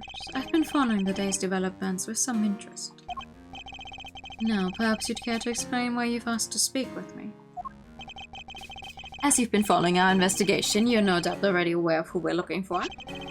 So let me ask you, do you recognize this raincoat by any chance? Forgive me, but I'm afraid I do not. I see. Well, I believe its owner to be the would-be assassin we are seeking. What? Oh, what? Why is your ice cream moving like that? My, well, isn't that just shocking? And the same would-be assassin happens to have an injured left arm. Just like you. All I can tell you is that I had nothing to do with this unfortunate affair. Two adversaries stare each other down, their eyes like deadly lasers. Care to tell the readers what happens next? A showdown, that's what. A battle of wits. A battle of words. At least Gumshoe is happy about it. Did I let him explain any further what he thinks this upcoming battle will entail? Sure, let the man blather on. Hell, yeah, come on. Let him. In a battle of wits, you never know if or when the other guy might be lying or just plain mistaken. If you spot an inconsistency in a statement of theirs, you gotta present the evidence that proves it. And to do that, I'll need to first open my organizer with RP and then persuade to present my evidence. And what if there ain't no inconsistencies to find? Then you change tack, press for more information and see where you can shake loose. Indeed, I can press my opponent, blah blah blah. Why don't you show us how it's done, Mr. Edgeworth? Stepping up to bat, our nation's top prosecutor. Once I'm able to quietly gather my thoughts, yes. Let's do it! I can understand why whoever wore the raincoat would be of interest to you, but you have no proof that this person is injured as you claim. My left arm may be injured, but I can still use my right. When it started raining, I simply opened my umbrella, no raincoat required. So you contend that you were not wearing a raincoat, is that correct? It is. And is that so strange? Not everyone wears one. After all, I happen to prefer an umbrella. Team Raincoat over here. They're perfect for when a girl really needs to move. Heck, I don't use neither. Come rain, sleet, snow, or shine, it's my trusty parka every time. Not exactly the line of inquiry I was hoping to pursue. So you see, I'm not your would-be killer. And I'm not in the habit of making baseless accusations, Mr. Doe. Please, I'm just a simple ice cream Oh my. Forgive me, my wound seems to have begun bleeding again in all the excitement. The owner of the raincoat is definitely our assassin, and said owner also has an injured left arm. I'm on to you, Mr. Doe. It's only a matter of time.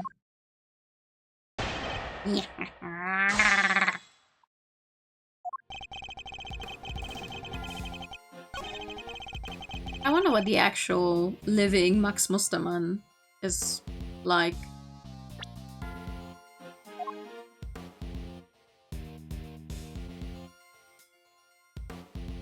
Oh, that's a cool name.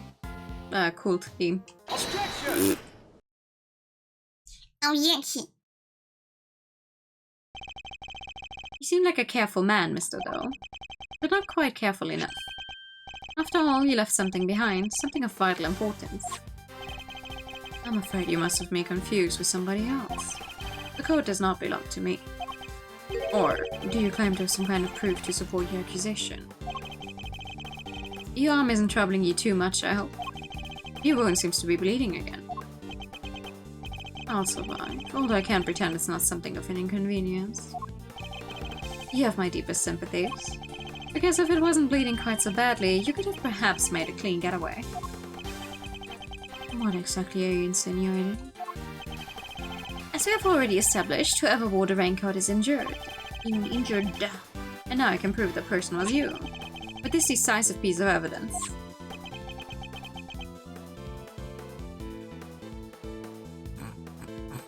It's melting! You see, Mr. Doe, there's a small amount of blood on the inside of this raincoat. Blood that belongs to our assassin. Oh.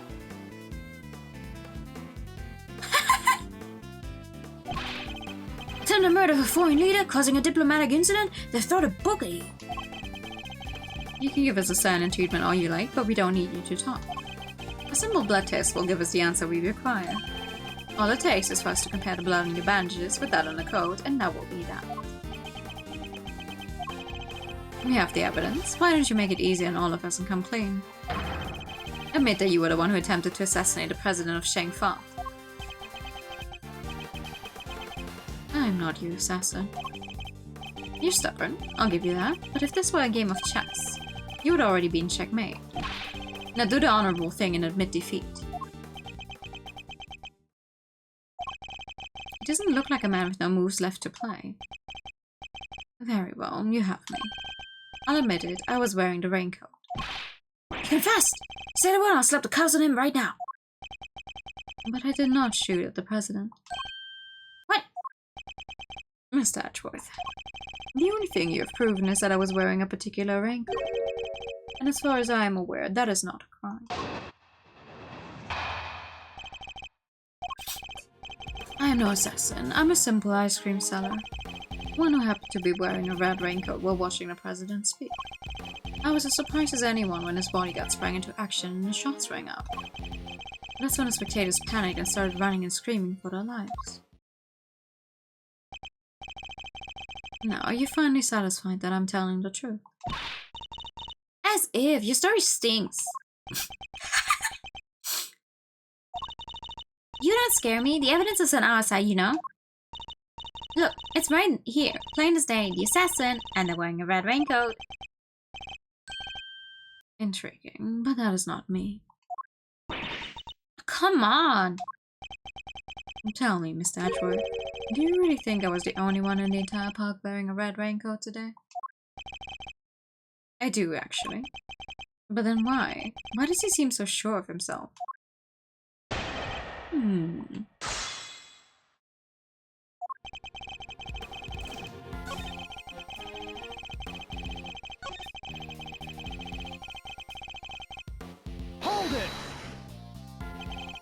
So you saw the bodyguards move before you heard the gunshots? Yes, if I recall correctly, they moved first. At least the one on the left did. You're rather observant, Mr. Doe. I am blessed with keen eyes. The names of the bodyguards were written in the top left corner of the security plan. And the one on the left was Rook. That's correct. Bastian Rook, I believe. I expect he noticed the light from a laser sight. The man is no amateur. Mr. Doe knows a little too much about the business of being a bodyguard for my liking. I'd say our friend here is no amateur either. I'd like you to append what you just said to your testimony if you don't mind. As you wish. Yeah, it's like giant. It's just giant shell. Whatever. Objection!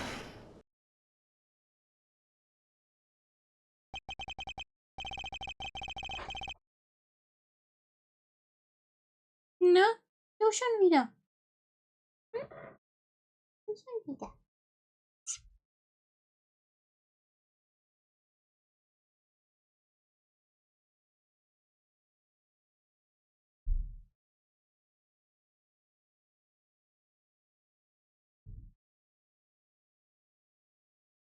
I find it very funny. I think Edgeworth genuinely has like a problem with putting names to faces if he doesn't deem them like important enough. But then on the other hand, I would think that considering how involved he was in that specific case, the name and face of Shelley, the killer, should have definitely stayed with him. But I suspected you're more than what you claim to be, Mr. Doe. You overestimate me, Mr. Edgeworth. Oh? Then tell me how a simple ice cream seller knows one of the presidential bodyguard's names. Huh? You jest, surely. You were the one who spoke the names aloud. Rook and Knight, was it? Objection! We only know those names thanks to the security plan. But look closely, only their surnames appear. Yet we all clearly heard you say the name Bastian Rook. How did you come to possess such information? Information we ourselves didn't have. Seems pretty darn suspicious to me. Well, how did you know? Explain yourself. It was merely a slip of the tongue. Another lie, he is the assassin just like we said. Oh no, miss. It's a little soon to be jumping to such conclusions. I did know the names, yes, and the reason for that is... Well, I know Mr. Rook. He and I are acquainted. What? We have something of a connection. And his is a name I could never forget. You think we're stupid, pal? Stop lying! I am not lying. I am, as I have always been, a simple ice cream seller. And an acquaintance of Bastian Rook, yes. Objection! And I suppose Mr. Rook will confirm that? It should be easy enough for him to remember his good friend, the slippery ice cream seller, correct? Please, you're more than welcome to ask him, although I think that might be difficult right now. I would imagine he's rather busy ensuring the president's safety. But suppose you are able to speak with him and he does deny that he and I are acquainted. How will that help you prove I was the shooter? Objection! If you weren't the shooter, why take off your raincoat? Because it was no longer raining. In fact, it had grown quite warm. How better to let my wound breathe, no? Or would you rather I had let it fester? Is he actually going to warm his way out of this?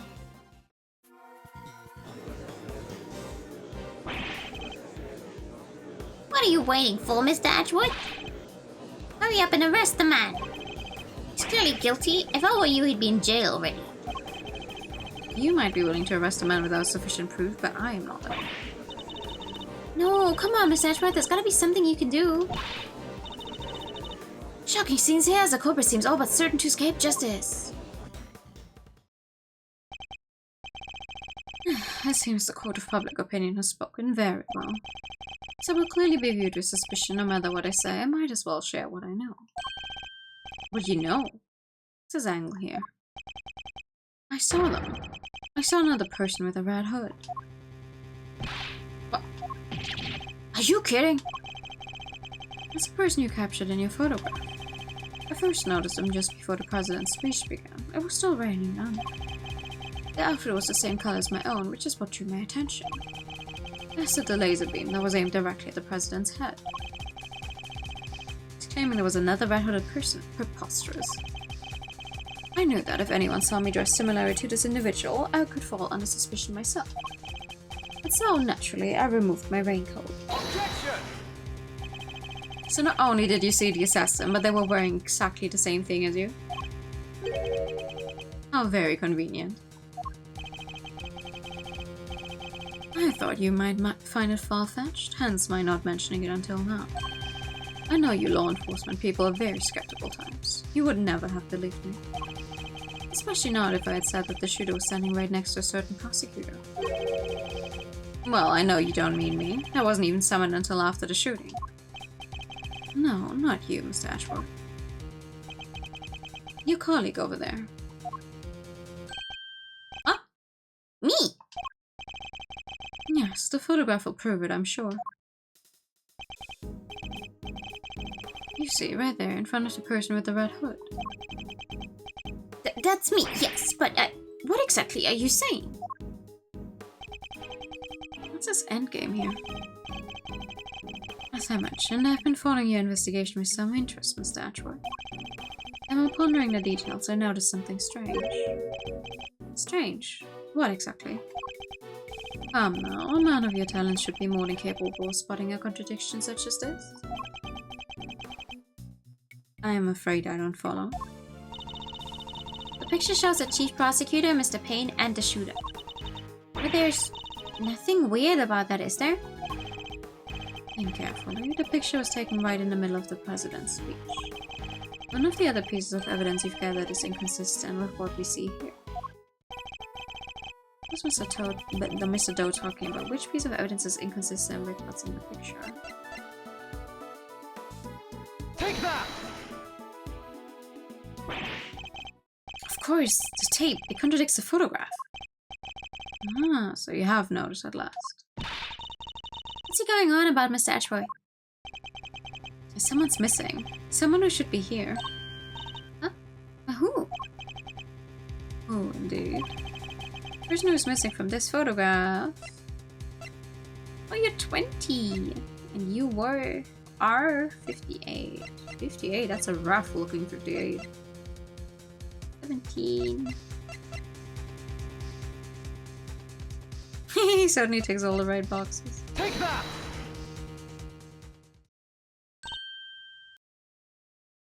Huh? He's lying. How do you figure that? Mr. Payne's voice can clearly be heard on Miss Lloyd's tape, considering that he was conducting a private conversation with the chief prosecutor. Are these two old guys standing right in front of me? They were whispering away to each other the whole darn time. She must have been very close indeed to capture it on tape. You're right, but she's not in the picture. Precisely. Well, Mr. Edgeworth, do you still believe that you've been hounding the right person? Miss Lloyd, would you mind answering a few questions? Whoa, y'all are fixing to put me under the microscope now? Alright, sure. Knock yourselves out. I got nothing to hide.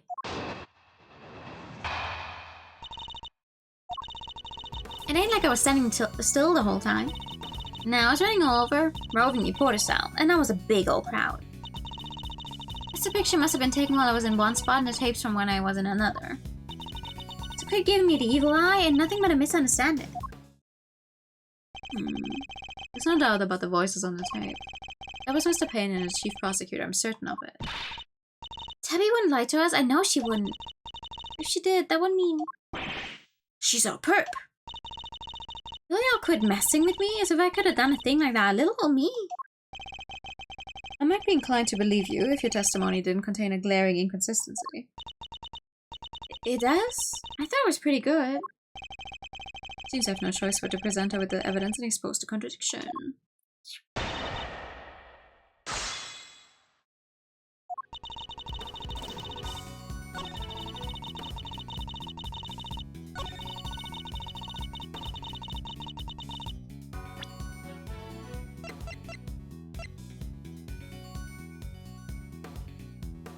Objection! Miss Lloyd, it's imperative for a reporter not to lie, wouldn't you say? You dang right it is, and I don't lie. And yeah, the photograph and the recording were definitely taken at the same time. You can't prove that. Oh, but I can. The evidence is right here in these pictures. This one in particular shows something that lines up precisely with when you were making your recording. What part of the picture indicates that it must have been taken at the same time as Miss Lloyd's recording? The fact that he has his fist up, but how do I prove that? Do I just show you Take this that! part here? See here, the president has his fist raised. And what about it? Would you be so kind as to play us the tape again? See, it ain't that simple. What if I were to tell you that you don't have a choice? You don't make it easy, do you, Ruffles? Remember, we're concerned with the moment the president raised his fist. Blah, blah, blah. President thrust his fist into the air as the excitement reaches fever pitch. There. That's the moment right there. Correct. We've now confirmed when it occurred in the recording. Which means... Tabby should be in the picture too. And she is. Right there for all to see. Our result is in fact the person with the red hood. What? So you're a shooter, huh? No, I don't even own a jacket like that. That's right, from everything we know, the owner of the red raincoat is John Doe.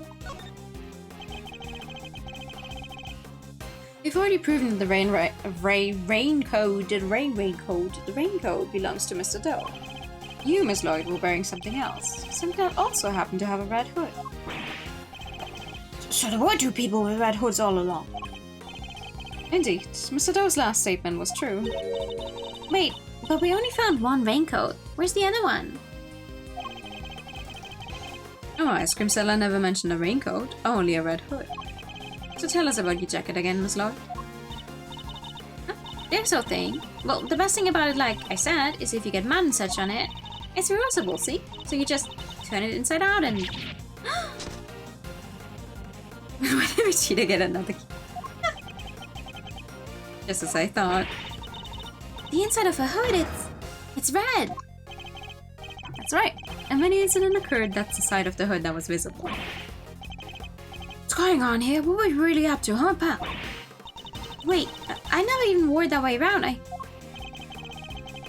Hi, Raiders!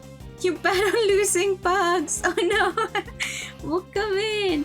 Hi, Raiders! I'm new. I like the color pink. Vision of and JRPGs are currently playing Ace Attorney Investigations 2. We're still on the very first case. Welcome, welcome! How was Hollow Knight? Oh, I haven't played Hollow Knight in such a long time. I think I forgot how everything in that game worked. Hope you had fun! Welcome, welcome! Also, Pikachu for the Raiders, of course. Pikachu! Vega, Vega! Pikachu! Simi is Everywhere! Hope you had a good stream. Welcome in, welcome in. Perhaps if you would allow us to examine it, we could confirm that for ourselves. Are y'all gonna confirm that how exactly? It was raining right up until the president's speech, correct? That much has been established already. And as you yourself said, I don't use neither. Come rain, see, snow, or shine, it's my trusty Parker every time. Paul likes it. Oh! Well, thank you! Thank you for coming over! How far into Hollow Knight are you? I got stuck. Last time I played, I got stuck at like a boss fight I ran into at the top of... God, I don't even remember what that one was called. Like that library giant mansion looking thing at the end of that one. That's why I got stuck.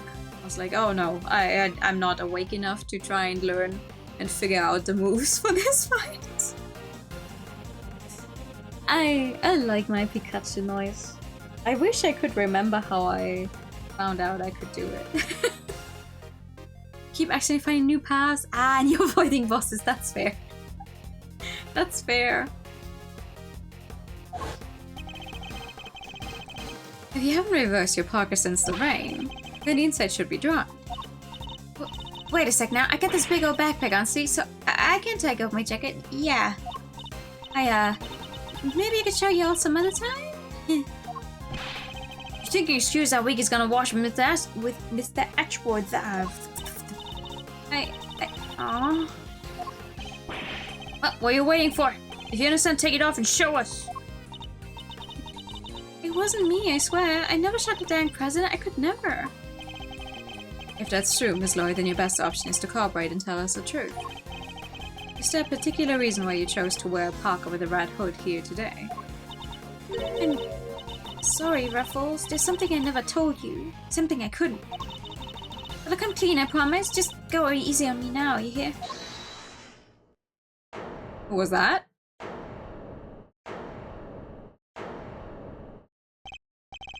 Who said that?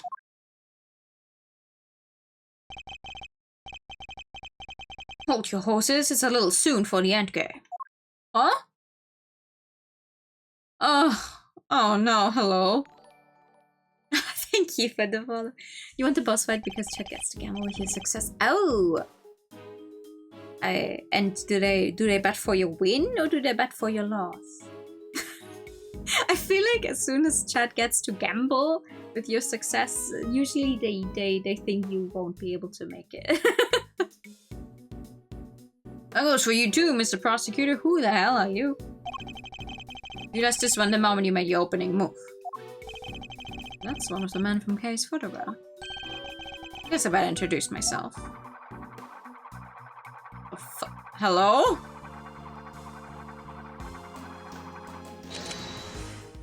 Do not point a gun at me? What is wrong with you? The believer's lost this time. Ah. The name's Bronco Knight. I'm the president's personal bodyguard. And second in command of his security detail. Point that thing someplace else, pal. What the hell's wrong with you? Sorry, can't help myself. It's just too much fun being this good. You're not a member of law enforcement, so how did you get a gun? This old girl's a note from Shang-Fa, temporarily issued to us presidential bodyguards. Anyway, never mind that. I got 2 tidbits of news for you. You want the good or the bad first? Choice is yours. I don't know your definition of good or bad yet, but usually I like to get the bad first. He was a little gasping. Shit, he's smooth with it. I'm indifferent, whichever you prefer. Really? You're giving up the first move advantage just like that? Whatever, your loss. Guess I'll push out the first pawn then. So you play a little chess, I take it? Ah, fellow fan, are you, Mr. Red Suit? The name's Ashworth, and you could say I double.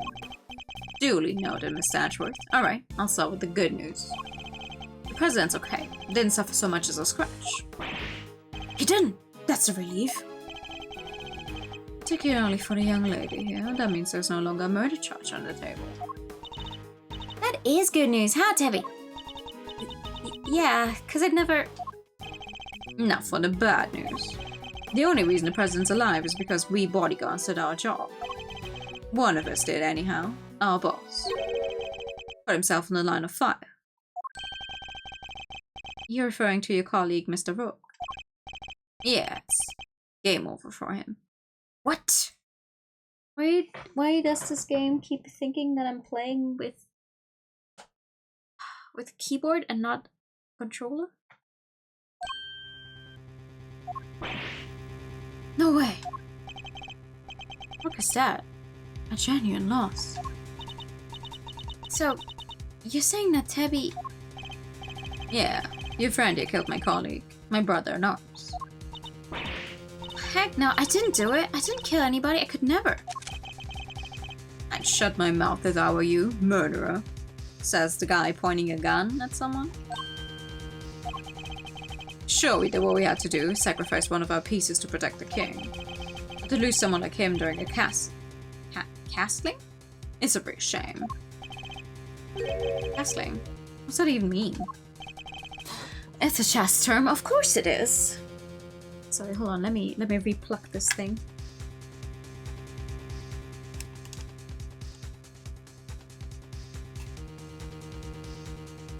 Funnily enough, earlier a train passed by, and in the same exact moment both of my monitors lost the connection to my computer. And I'm still like, for whatever reason. Okay, do I get to use my controller again now, please? I'm just like, okay. I don't think they usually do that, but it was at the same exact second that a train passed by, so I'm like, maybe it's loose. Maybe it's loose, and the vibration that comes through from a train passing by wasn't enough. Was ist denn los? Du schon wieder.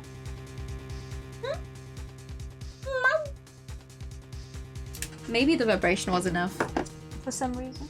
Was denn? Was denn? No. No.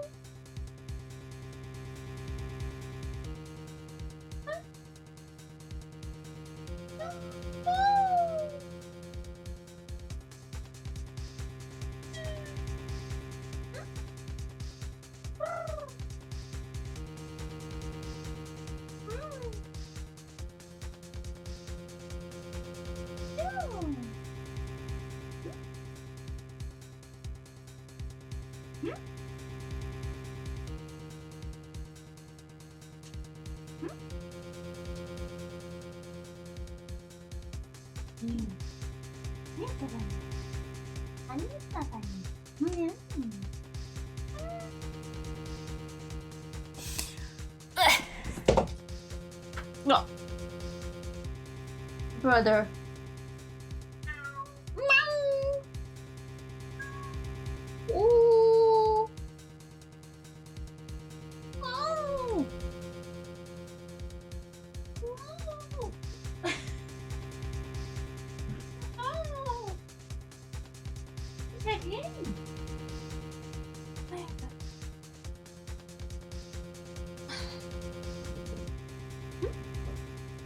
Do you want to? No. No. I want you to pay attention to me, but I don't want to actually lie down.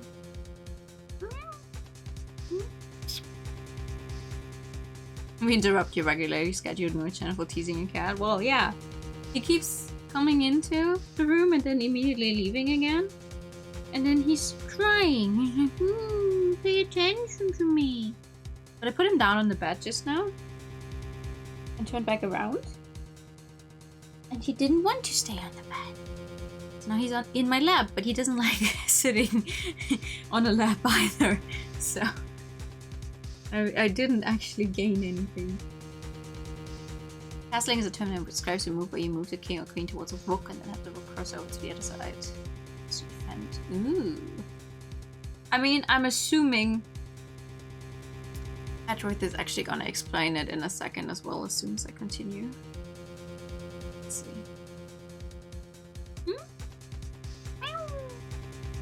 See if my controller actually still works. Yeah.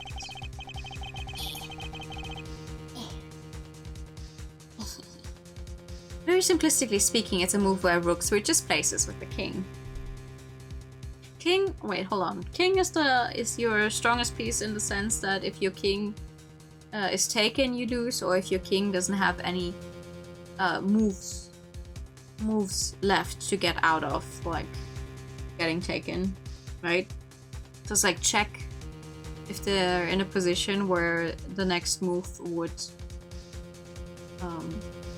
get them. The king cannot move, it's checkmate, yeah. The queen can move whichever way she wants. Forwards, backwards, sidewards, whatever. Diagonally, I mean. But the king is the the one you need.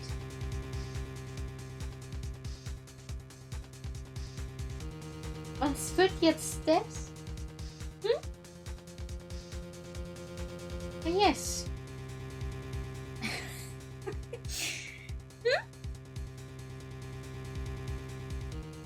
I can and will pay attention to you in like an hour. Give me an hour, okay? Yeah?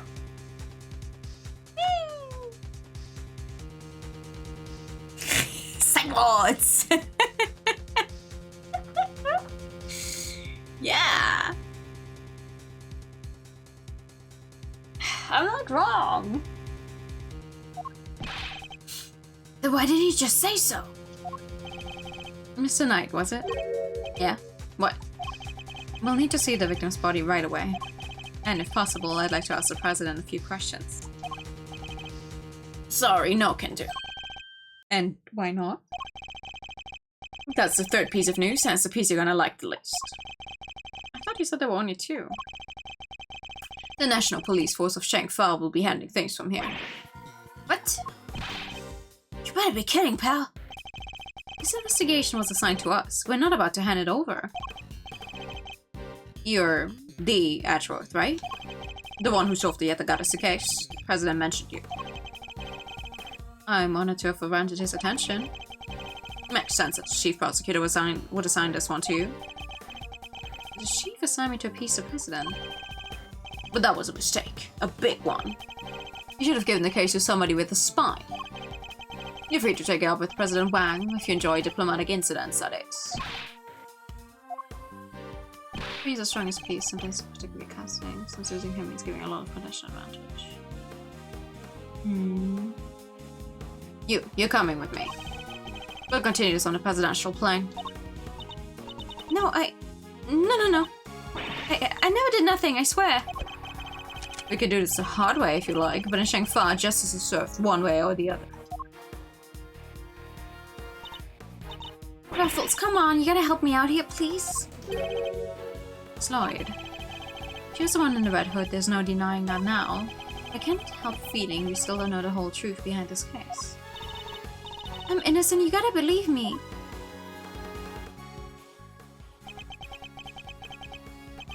Can I really let this happen? Is this really how it ends? Look in her eyes, the crack in her voice as she begs me to help her. This is no act by a criminal, she's genuinely scared. If I let him take her, we'll never know what really happened. Objection. Oh! Nani? What? Huh? What the? That was... Get your filthy hands off of... Quiet now, is there really any way to greet me? Your neck has barely begun to heal, you've already forgotten who I am. I'm disappointed. What? It's you! So you do remember. What do you think you're doing, pal? Put the knife down and give it up! You've got some nerve pulling a stunt like this in front of a bunch of police officers. Don't even think about it, you don't stand a chance against this guy. Are you really, Mr. Doe? I should say that I'm no simple ice cream seller. What? Really? No way! Everyone is shocked. Guy's a pro, a hitman. His name's Shelly the Killer. Killer? The killer. It's not a legal professional in the country who doesn't know that name. An assassin capable of taking down any target, any place, any time. This isn't the first time our paths have crossed. It's been too long, Mr. Edgewood. Of course, this is the first time we've met face to face. You're the assassin we've been looking for? In a sense, yes. A certain someone did indeed hire me to carry out a contract. In that contract, it indeed specified that I was to assassinate President Wang. Wang. I swear I've seen his picture in one of my old files before, but... could have been so careless. Yeah, Come on, Edgeworth. My bandage proved useful for bringing a knife into the park undetected. But I miscalculated in certain other regards. You didn't bring a gun. Now, shall we play a little game, Mr. Knight? I know how fond you are of such diversions. The stakes must be high in order for it to be fun, of course. Shall we wagger, you say, your life? What do you want from me? I would like for you to allow Mr. Ashworth to remain in charge of the case. Huh? You what? What are you up to, the killer? I would simply like our mutual friend to see things through to their conclusion. Huh? But why? Book was a man of great skill, one with whom I felt a certain connection. It is only right that the truth behind his death be brought to light. With Mr. Rook's departure, the case is now yours to investigate, is it not, Mr. Knight? I'm simply asking you to transfer that authority to Mr. Edgeworth. It's not something worth losing your life over, surely. You're just using the investigation as an excuse to get closer to the president. Really? I suppose it is true that in order for the investigation to proceed, we will need to enter the presidential plane. You think I'm gonna let you near him? I'm his chief bodyguard. You? And here I thought you were only second in command. Rook's not around, that means I'm number one. I wonder if you have what it takes to step into such capable shoes. Of course I do. I'm the leader now, me. That is indeed the case, then I would ask that you make a choice worthy of a leader. Will you needlessly throw away your life, or will you allow the investigation to continue? Is he really doing this to gain access to the president? Does he even need to?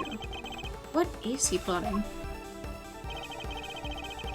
You have no objections, I trust, Mr. Edgeworth. Come, let us continue the investigation. What do we do, sir? It would seem we have little choice but to do as we're told. That said, listen, detective, and listen back. What the fuck is happening? I'll buy some time as I investigate. Meanwhile, you get at the other officers. Have them surround the plane and make absolutely certain that there's no way he can escape. Yes, sir. You got it. What? This is the tutorial case. I mean, yes, okay, sure, because technically it is the second game. Yeah, okay, let's put it into a new game slot, I guess. It's the second game, so you should be used to the first one, but hello? With the death of Bastion Rook and the revelation that Shelly the killer was in our midst, the case had taken a turn we could have never predicted. Mr. Knight ordered that the door to the presidential plane be opened, and the emergency personnel attending to Mr. Rook's body were asked to leave. With the scene cleared, we stepped cautiously aboard. Oh my god!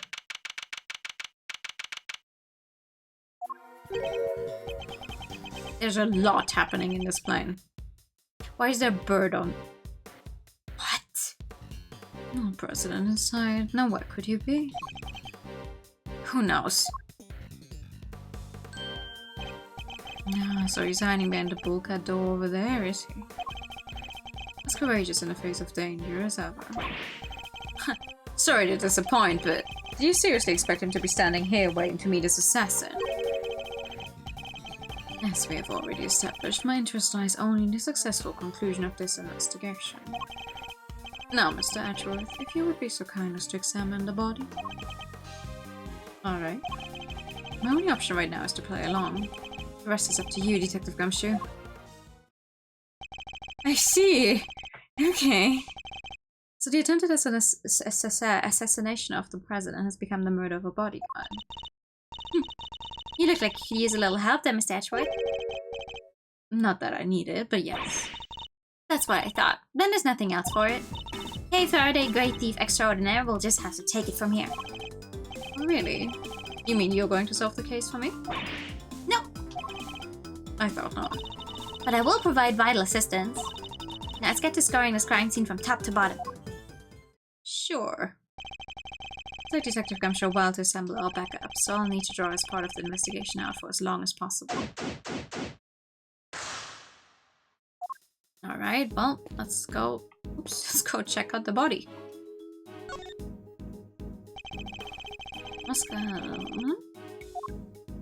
Well, you have a bullet wound right here. Bullet seems to have ended just under his armpit and went clean through his body. Bullet passed through the victim body and okay. We sit in an area as bulletproof vest didn't cover. Like it was on purpose or something, huh? Cause of death would appear to be loss of blood. Attempts are made to stanch it. Stanch it? What's that mean? To no avail. Victim bled to death from a gunshot wound to the torso. The bullet passed clean through his body. Medicine must have been brought in to try and save him. Sadly, it was too little too late. Why do you... Oh, okay, you have a gun. So the victim was also carrying a revolver. Looks like he was trying to use it. Probably drew it on instinct when he felt threatened. You check to see if he managed to fire any rounds off. All there, and no other signs of the weapon having been used. Was this one on loan from Sheng Fa too? Yeah, sure was. Always issued right, the same model gun. Why is the text so far... I'm sorry, is it just me? Why is the text so far down?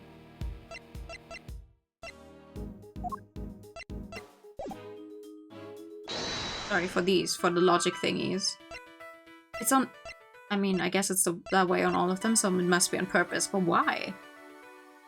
It feels too far down, I don't know. It's a bulletproof attaché case. Bodyguards use them to shield their clients from gunfire. There were some in case photographed too. Looks like Rook and Knight each had one. Head protection from gunfire, Knight and Rook each had one. Okay. Oh hey, that's a photo I snatched. You can hardly steal a photo at a public event, okay? But I'm snatching up a moment in time with every picture I take, you know. I take it snatched is your new favorite word? Maybe. Okay. Can I talk to you guys? I have high hopes for your investigation. I do hope you won't betray my trust in you. This is a very interesting sprite. Hello. Things are progressing well, I hope. There's no need to worry. Things are progressing just fine. Remember, I absolutely despise betrayals of all kinds. Yes, I know. Indeed you do. So please do take care not to double-cross me. Accidentally or otherwise. I really have no choice but to do as he says for now. Can't believe I let an assassin onto the president's plane. You know very well it was for the good of the investigation, Mr. Knight. Don't give me that. I know what you really want. You do indeed, because you heard me say it already. I wish to know the truth behind Mr. Rook's death. But you did also say you asked to assassinate the president by a certain someone?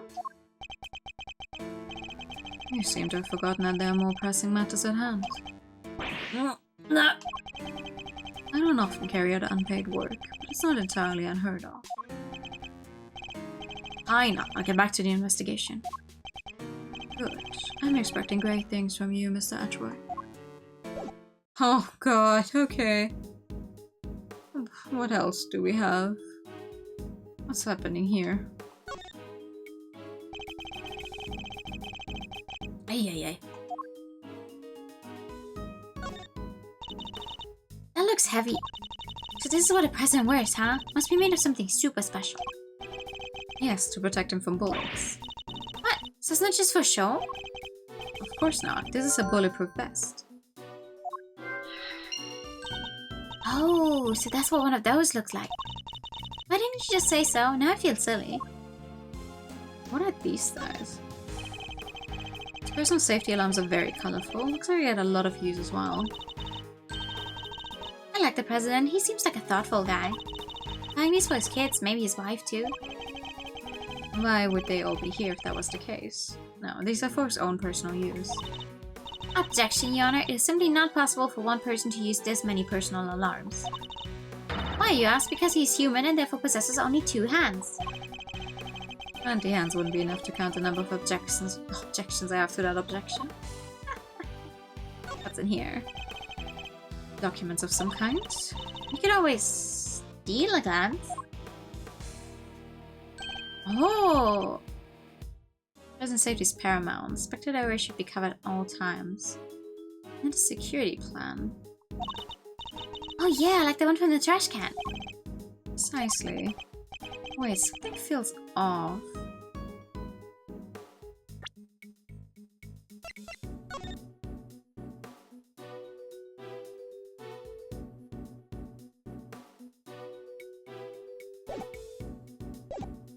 Yeah, they changed places.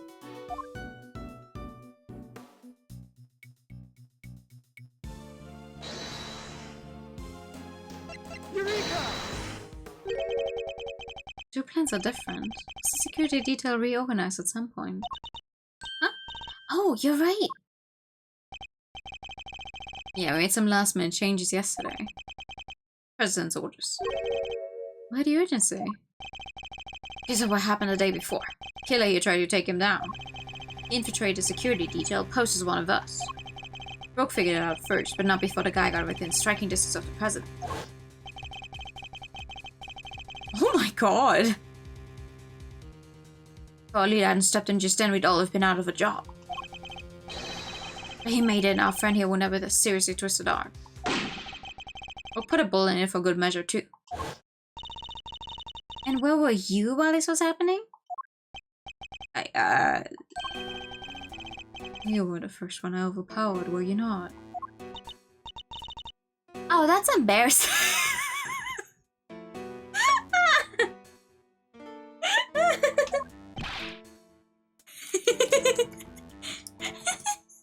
That is embarrassing. Wow. You're the president's personal security. You get overpowered by one assassin. Ooh. Shut up, kid. Now I get it. Yeah. Busted up my neck so bad I can't even look to my right. I was somewhat astonished to have sustained an injury at all. A testament to Mr. Rook's skill. He was truly a master of his craft. Unlike a certain other someone I could mention. Just as good as he ever was. You were a pawn to his queen, my young friend. What the heck do you know? So that's why you remembered Mr. Rook's name. You admired his skills as a bodyguard. Indeed. When I was serving on the team, I learned the names of all the operatives. But his in particular stayed with me. He joined a very short list of those who have ever successfully wounded me. So that's the connection he was talking about. And that's why we changed up the security plan. Yeah, if you cannot look to the right... That's a little unfortunate. To be sure there weren't any more assassins in the ranks. President didn't want anybody on stage he didn't trust, and he only trusts 2 people. Wait. Rook reposition in light of Knight's injury. But you can't look to the right. Why would you be on the left of the guy you're trying to say, like, cover, if you can't even look towards the side where he is at? How does that help?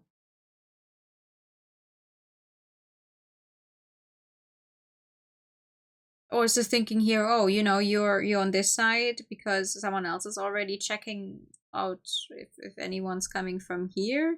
So you can only look towards this area, but you cannot actually look at the person you're trying to be covering. Okay, whatever. Me and Rook. Whatever you say. How does that explain your change of position? Yeah, he switched over to the right-hand side. I told you I can't turn my neck to the right. Could only cover the president's left side. So I wound up moving to the right side of the stage.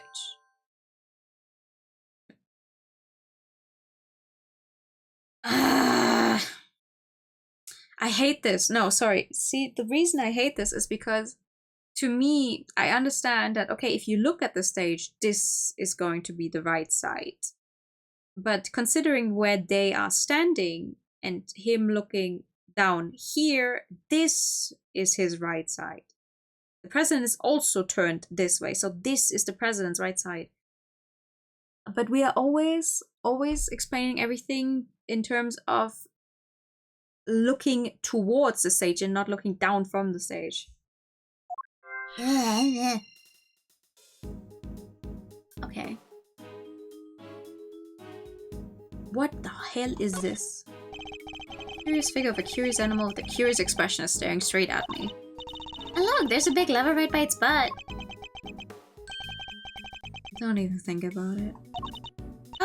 I wasn't thinking anything, I swear. I imagine that lever opens the panels beneath my feet. See, so he's standing on a trapdoor. I strongly advise you not to pull it. Do so and you will regret it. You know, I'm okay with taking some advice, especially when it's from a professional killer. That makes sense. What is this? It's a bank of monitors displaying camera feeds from in and around the plane. Oh. Temescara. Oh. Okay, and what is this exactly?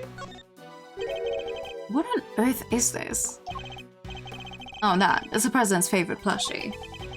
It's a memento of something. Anyway, don't touch. But if that's the case, then why has it been left up there like nobody cares about it?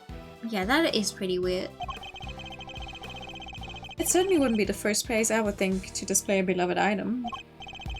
Wait, are those shards of glass underneath it? I thought something seemed strange about this cubbyhole, but now I'm sure of it.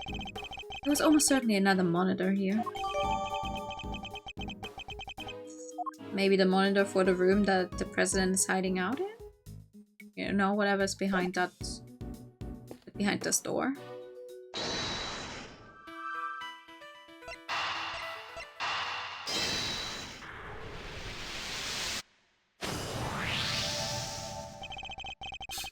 Two bullets were fired in total. We know this because 2 shots were heard. One traveled through the flag and into the balloon. The other took Mr. Rook's life. But there's a bullet in the president's vest too, right? How is that possible? How indeed? The numbers don't add up. However, there's one possible explanation. There is. After passing through his body, the bullet that took Mr. Rook's life then found itself lodged in the vest. In other words, 2 of our bullets were in fact 1. No way. He's right. If the president hadn't been wearing that vest, things could have been a lot worse. And he wasn't injured at all by the impact. Even when obstructed by a vest, a bullet can inflict serious damage. Sure, I've known guys who got broken bones that way. But the president's okay. He's made of strong stuff. Probably bounced off of his 6-pack. Sounds like he didn't even need a vest. Let's not get carried away here. I want our bullets' ballistic markings analyzed. Remind me what those are again? Guns leave a unique pattern of grooves on every bullet they fire. By examining these grooves, you can use them to identify which gun it came from. Think of them as fingerprints of a sort. Can you tell all that from a bullet? Then what are we waiting for? Analyze away! Might be easier said than done. The bullet hit solid armor. The impact will have completely flattened it. You'll be lucky if there's anything left for forensics to find. What? It was all set for some analyzing.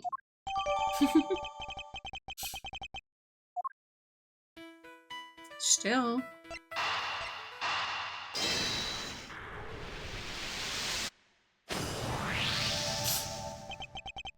Two guns are exactly the same, meaning it's likely that the one we found is also from Shengfa. Okay. Bodyguards all got their guns from the Shengfa authorities, right? Yes. Are they like super rare or anything? No, I don't believe so. This model isn't exactly easy to come by in this country, but it's certainly not impossible either. Ooh, here I thought there might be valuable treasures. Yes, it is something of a shame. I just mentioned treasures and you actually responded for once.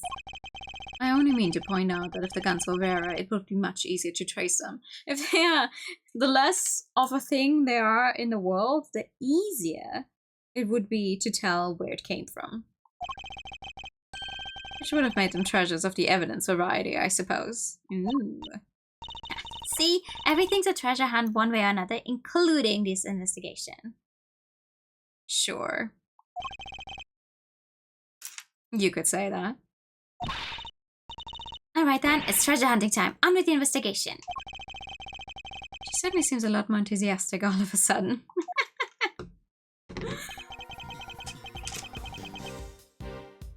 That's quite enough investigation for now. What is taking so long, Detective Gumshoe? Well, Mr. Edgeworth, have you solved the case? No,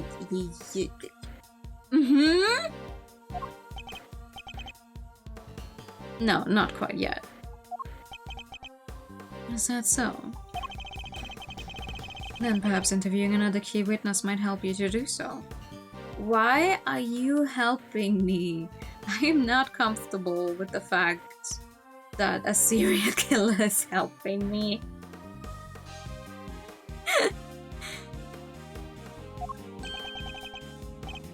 Another witness? Who? You don't mean...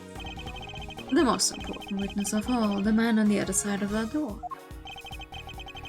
He really intends to have me question the president. Now, if you would be so kind to summon him, Mr. Edgeworth. Stop right there, the killer. You're nuts if you think I'll let him anywhere near you. Well, Mr. President, I'm sure you're watching us through your security feed, aren't you? In which case, I politely request that you show yourself. That is, if you value your bodyguard's life.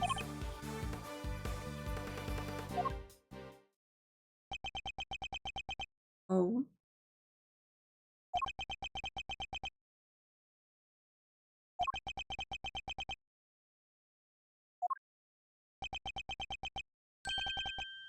Well then, if nothing else, we now know what kind of a man you really are. Mr. President! Stop! You can't do this. Let's all just come down, alright? Detective, where the blazes are you? The lights! What's happening? Listen, well, Mr. Ashworth, I would advise you to stay very still. It seems I will not be granted my audience with the President after all. Even with Mr. Knight's life as my bargaining chip. No, stop! Hey, you won't get away with this, the killer. I've seen enough, and now I know the truth. Where are you? Where did you go? I leave the rest in your capable hands, Mr. Edgeworth. What the fuck? Detective Gumshoe. Sir! Mr. Edgeworth, sir!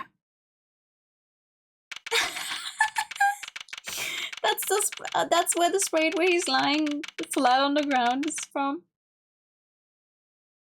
That you can now buy on an official shirt, actually.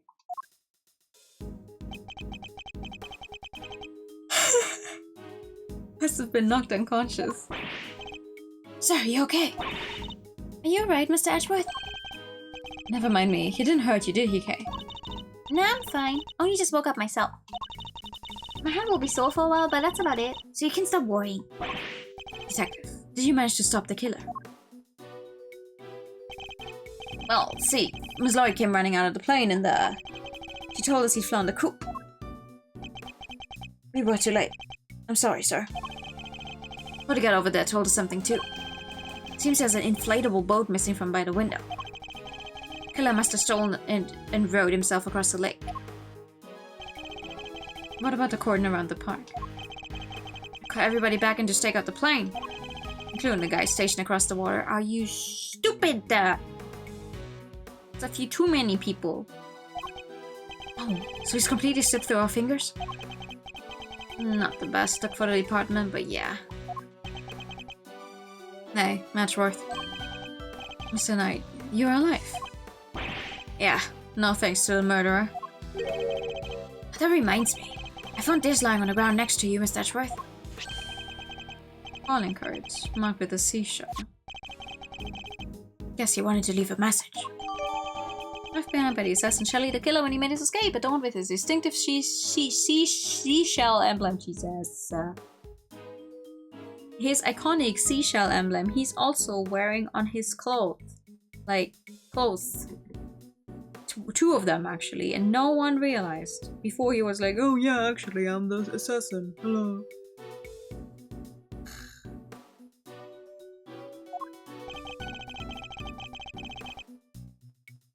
The killer usually leaves these next to the bodies of his victims.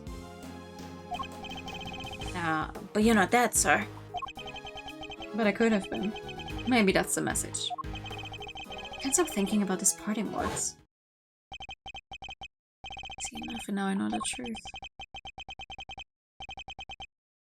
3! He has... Oh my god, he has the emblem on his back as well. Jesus Christ. And now I know the truth. The truth about what? Roger that. All clear out here, sir. Over. What's going on? That was the president. He's coming out. Now?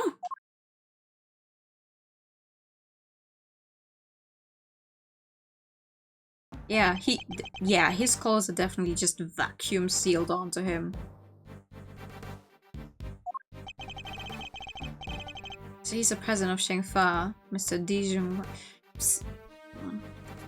I would like to know what kind of play on words that is. Without spoiling myself. Like, because he just looks like... He just looks like a lion to me. But I can't... No. I started typing it in, but I'm not going to look it up. I'm just going to spoil myself on something that happens in the game. If I do that probably. And you are. It's an honor to meet you, Mr. President. My name is Miles Ashworth. The honor is all mine, Mr. Ashworth. I'm Dijun Wang. Sorry. Was ist denn los mit dir?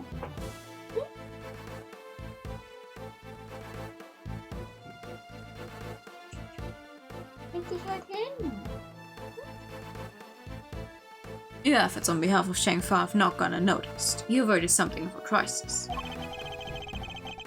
You must be referring to the Yatagata case. Thank you, sir, but all I did was solve a few local cases of murder. You are too humble. I've been observing your investigation. You're an impressive operator, Mr. Ashworth, even if the killer did get away. It's very kind of you to say. So you was watching through his security feed. Sadly, I must inform you that this is as far as your investigation goes. Emperor, Monarch, King, tying both into the chess motive and his position as a ruler. It also feels like a triple kill, like Emperor, Monarch, King? Like, yeah, sure, just give him like every single word in the book for a ruler. What do you mean? Oh my god, I thought he was showing me the middle finger.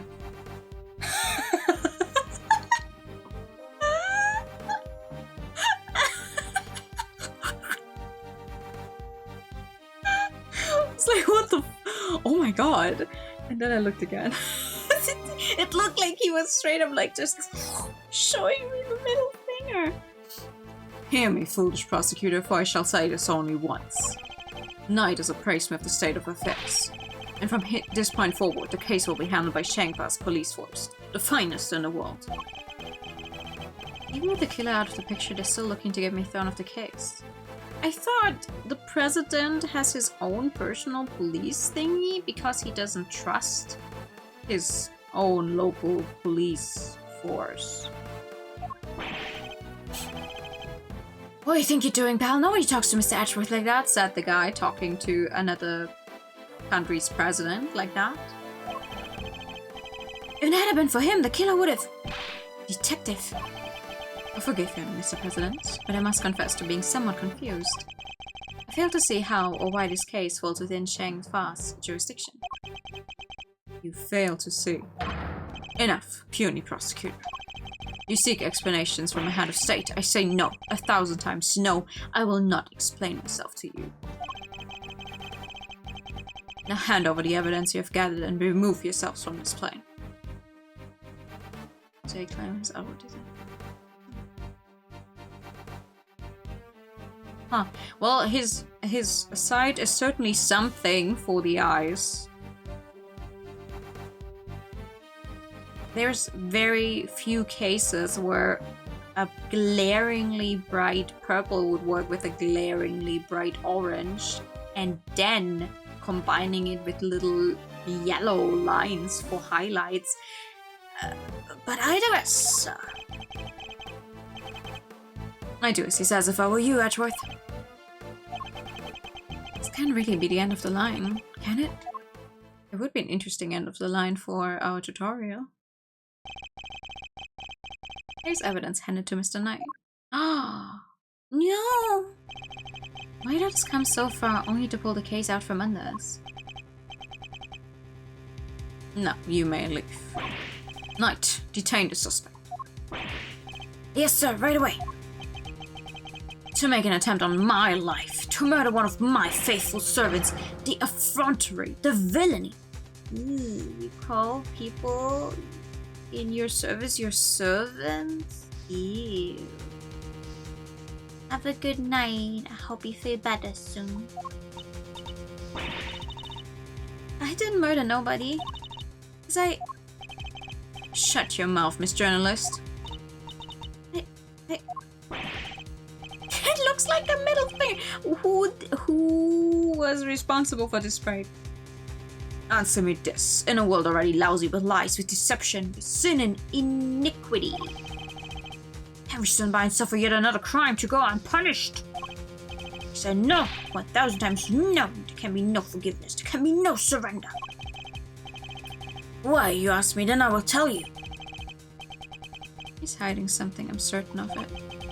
And if I leave now, we'll never know the truth. Miss Edgeworth, sir. Miss Edgeworth, there's gotta be something we can do.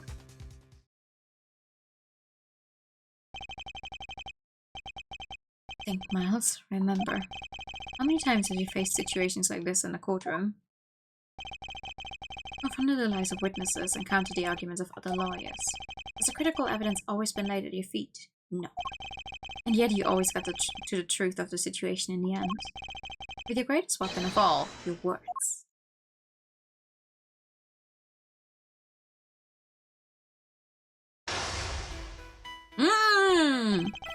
Now let us analyze the state of play. Be gone, puny prosecutor, or do you dare defy the direct order of a president? He's not going to listen. He clearly means to drown out any objection by means of pure rhetorical force. When an opponent is on the offensive, the best thing I can do is bide my time and wait for an opening. As he said himself, he's a head of state, a seasoned politician. He won't open himself up to attack easily. I can't let him bully me into submission. I have to stay calm and alert. If I can read his movements and expressions correctly, I may be able to find my moment. Junger Mann, du gehst mir langsam echt auf die Nerven. Hm? Leg dich halt hin. Ich hab nichts für... Nein. My first aim should be to find out why he's insisting on Sheng Fa taking over the case. The board is set. Time to make my opening gambit. Okay. Let's try it. Who will take over the case? Please, about the case. Did I give you permission to speak? No, 1,000 times no. Can you ever say no without immediately following up with 1,000 times no? Is that your stick? Is that what you do? Okay. I'm the leader of Sheng Fa. I have no time for your insolent backchat. I was simply hoping to confirm one basic fact. You say that the investigation will now be assigned to your national police force. I do. And now enough of your pointless questions. Okay. Good boy.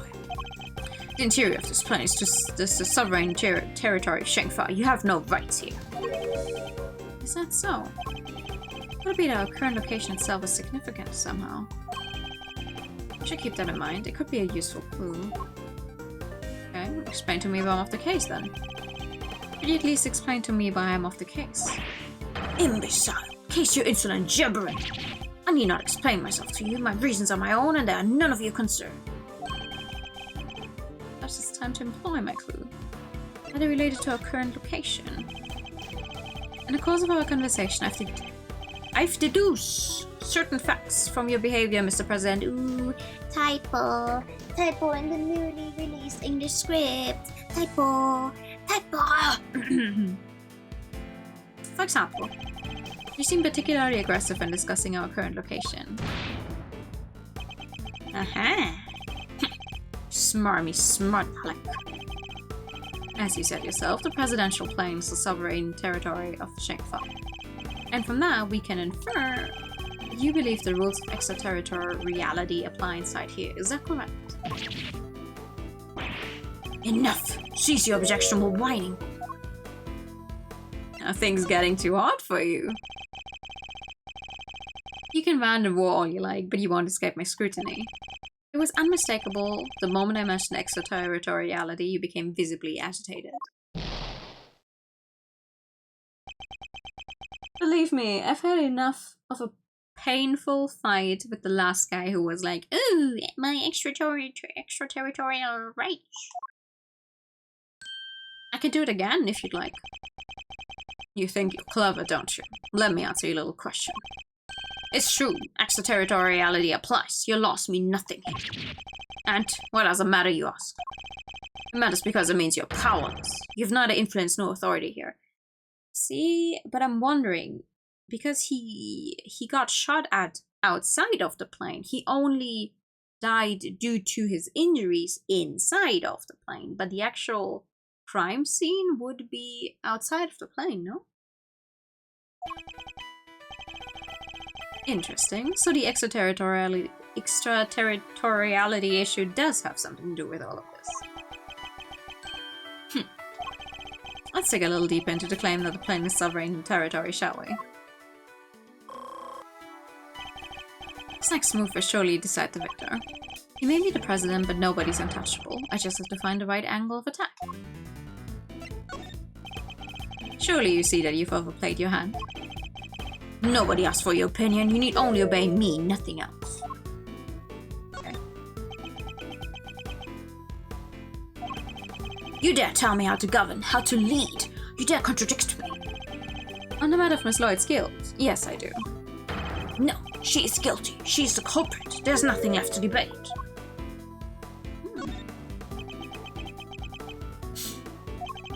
Who else could have fired from outside the plane? There's no other viable suspect. Fascinating. So he's claiming that Miss Lloyd fired at him from outside the plane. This could be a vital clue.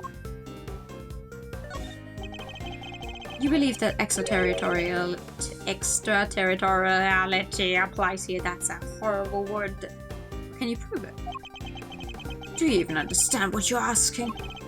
Of course. If I didn't, I wouldn't ask it. Have you no shame, calling into question a good word of one such as myself? Yeah. Come on. I have no more time for this. You clearly cannot be saved from your own foolishness. You needn't worry about me. I'm not the one who needs saving. That would be Miss Lloyd, the woman who's being wrongfully accused of this crime. Your chivalry is admirable, but it changes nothing. The right to Jesus Christ. Extraterritoriality cannot be denied.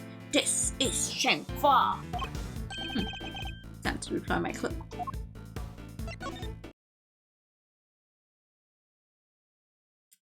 Kablam. I may not be able to call the extraterritoriality of the presidential plane into doubt. However, according to you, she shot at you from outside the aircraft, correct? In which case, extraterritoriality could not possibly apply in this case. Your assertion is entirely without merit, and the detainment of Miss Lloyd cannot be justified.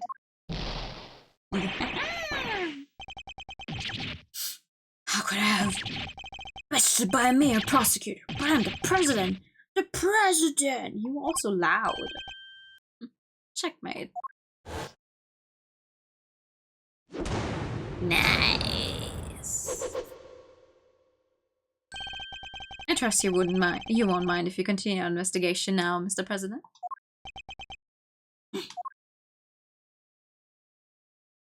Take a deep breath. Have a break. Have a Kit Kat. hereby, officially and unreservedly, confirm my approval. Consider the gesture of the magnanimity and generosity for which my good office is known. Yes, for without noble acts such as these, unmistakably and irrefutably, for which reason we hereby... There can be no other outcome, for our goals are lofty in our hearts. People of Shangfa, I swear to you here and now, this investigation will continue. Oh no, when you could have just said, okay, you got me. Mr. Knight, if you would care to return the evidence? Take it. Here's evidence retrieved from Mr. Knight. Did I miss that, Roy? We sure did, and now the investigation can continue. Whatever. Enjoy your pocket full of pawns. I'll be over here enjoying how you put them into play. Then you will definitely enjoy my next move. Mr. President, one more favor if you would be so kind. What is it? Could you please give us your testimony concerning the incident itself? Now you want me to testify. Oh, that's your next move? If you want the president to testify, you have to take him to court. All in good time, Mr. Knight. He will get his day in court soon enough. If a person of interest refuses to cooperate at the investigative stage of the process, they are obliged to provide detailed justification as to their reasons for doing so. That's... What's the matter? Is there something you'd rather we didn't know? Stand down, Knight. I'll do as the prosecutor asks. Thank you for your cooperation. Now listen, and listen well. It looks like he's flipping me off. Every time. I mean, he's verbally flipping me off already. Where was I when the incident occurred? The stage, of course. Suddenly, Rook and Knight jumped in front of me. Then, bang! A shot rang out, and a plain, unblemished balloon of red exploded nearby. No hesitating for an instant, my bodyguards tried to escort me back to the safety of the plane. And then, second shot. The bullet went right through Rook and lodged itself in the bulletproof vest I was wearing. Oh. Guess if you look at it in one way, the president is also a victim here. Yes, the victim of an attempted assassination. Rook was simply in the wrong place at the wrong time. That makes it even weirder. Why would the target of a crime try to obstruct the investigation?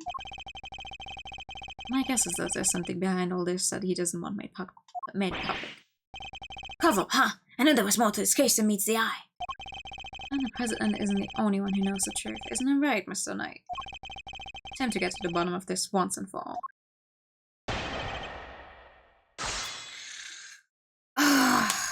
Well, this entire game is... Do I remember that right, Flo? Did you say that this one is the longest game of all the Ace Attorney games? Until Spirit of Justice, or... No! Okay.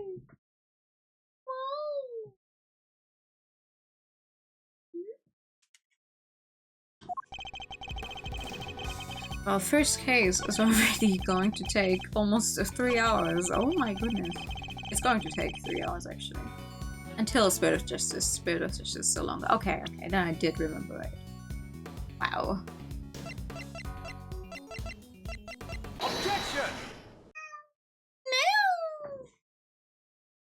Okay.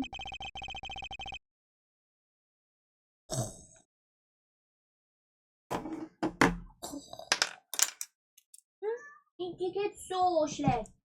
Det geht so schlecht. So schlecht. So schlecht. So schlecht. Niemand spielt. Niemand gibt Augen.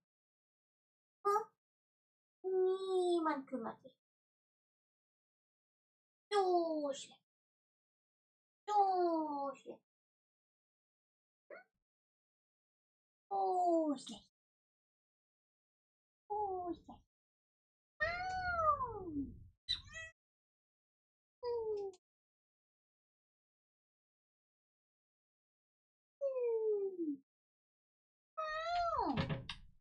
What's this?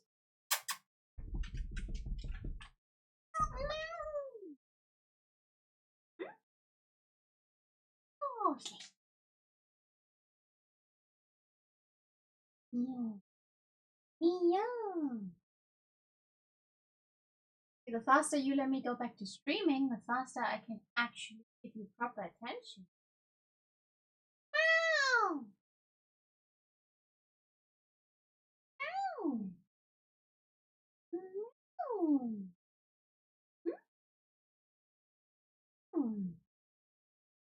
Meow. Meow. Meow.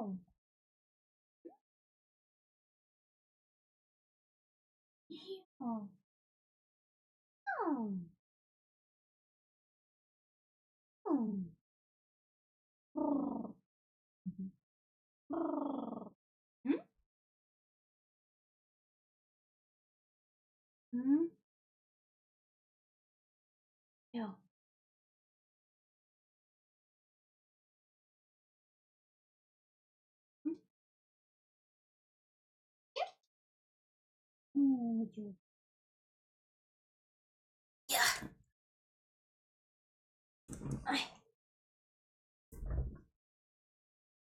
It is still the tutorial case, so there should be an end in sight sometime soonish. But it was a good idea that I started the stream a little early tonight, I think. Because it would feel really bad if I can't even finish the first case in one go. You say it was a plain red balloon that burst, but I strongly back to differ. Well, take a look at this. I think you'd agree that it's hardly plain, wouldn't you? Oh! What? Who is that? Mr. President, meet the Steel Samurai. I would have hoped you might recognize him. Especially if you were hoping to ingratiate yourself with the people of this country. Yeah, you need to watch the Jamming Ninja too. He's amazing. So you see, the balloon that was struck by the bullet was anything but plain. It was, in fact, of the Steel Samurai. But the briefing mentioned 2 plain red balloons. And there they are, right on the security plan. They do look pretty plain, don't they? Just simple round balloons. Knight, what is the meaning of this? Explain yourself. Yes, Mr. President. It seems the Steel Samurai balloon was bored at the last minute, sir. Borrow. That's what we were told. Guess they only reported the incident to us bodyguard staff. Seems there was a little trouble here on site last night. One of the original balloons burst somehow. So they swapped it in as an emergency replacement? Yeah, one of the stall holders happened to have it. From what I hear, he was more than willing to lend it out. A very happy-go-lucky kind of guy, they said. Happy-go-lucky stall holder with a Steel Samurai balloon to spare. Huh. I thought just the bottom part of it with air to make it look like the other ornamental balloon. So while it was a Steel Samurai balloon, it was made to look like a plain red one above water. Is that the long and short of it? Knight, why was I not informed of this? Sorry, sir. We didn't think it was a pressing issue. And indeed, you saw it and knew no different, correct? Yes, I suppose so. Would you really have mistaken the Steel Samurai's pants for a plain red balloon? Still, Mr. President, I struggle to see how you wouldn't have noticed something different about the balloon. Of course. What's that outburst for? Now I remember. I could barely see the balloon. You couldn't see it? That's right. The wind was blowing too hard. The flags to the sides of the stage were flapping incessantly and blocking my view. Is that so? Yes, just 2 flags. They were being blown back towards me. There would have been a strong wind blowing right around the time of the incident, strong enough to blow out flags in just such a fashion. But is the conflict in any way without an understanding of the case? Yes. Thank you, Mr. President. Your testimony has revealed yet another contradiction. It has? Yes, a contradiction that could turn this entire case on its head. When I arrived on the scene, the wind had died down and the flags were resting calmly for the most part. But if the wind had previously been blowing the flags as the President describes, a certain piece of evidence suddenly takes on a very different meaning. Piece of evidence contradicts. Bullet trajectory. Take that! Earlier we deduced that the bullet had struck the steel samurai balloon, and the bullet that passed through the flag were one and the same. From these two things, we further deduced the trajectory that the bullet must have taken. And we concluded that our shooter must have fired from the left side of the spectator area. But if the flags were blowing as the president describes, our conclusion becomes quite different. No way, if the flags are pointed in the other direction. Exactly. Our trajectory changes completely. And if we trace that trajectory back to its source, we can ascertain who really fired that shot. Wait, but Mr. Ashworth, that would mean... Yes, I know. We may not yet understand the reason why, but it can only have been one person who did it. Who does the bullet's new trajectory implicate as the one that fired the shot? Oh, you were 35, huh? Take that! The person who fired that shot was none other than you, Mr. Knight. What? The path from the balloon back through the flag leads directly to the spot where you were standing.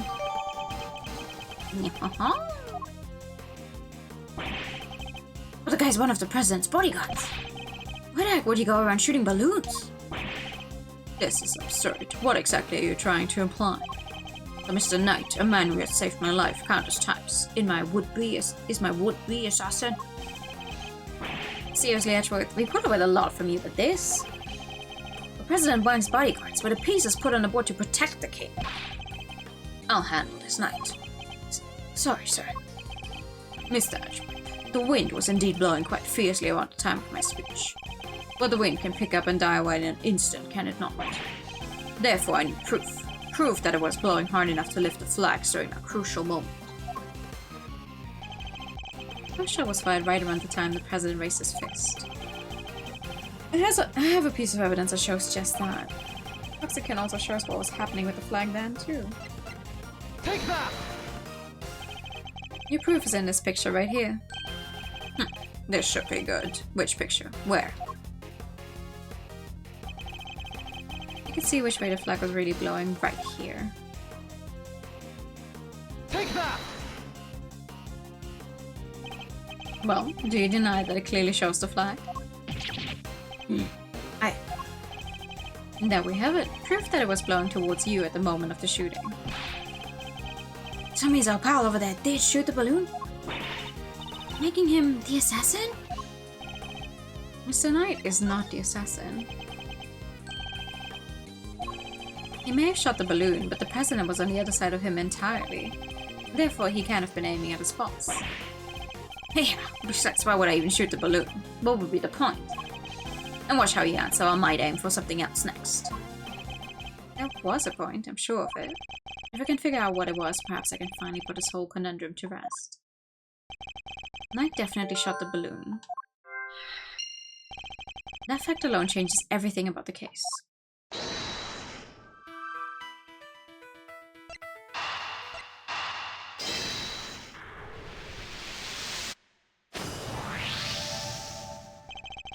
Why did Knight's assigned position change?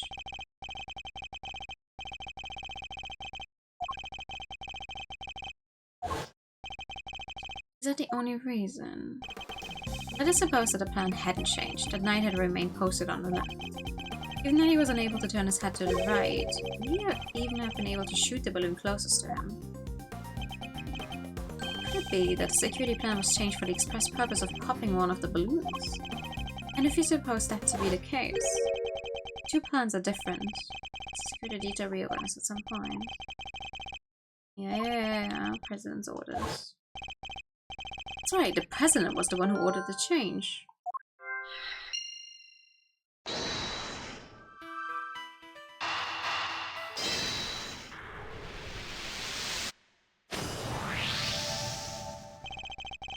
If I'm reading things right, the president knew in advance about the balloon shooting, which means he must have had foreknowledge that he would be in someone's crosshairs today as well.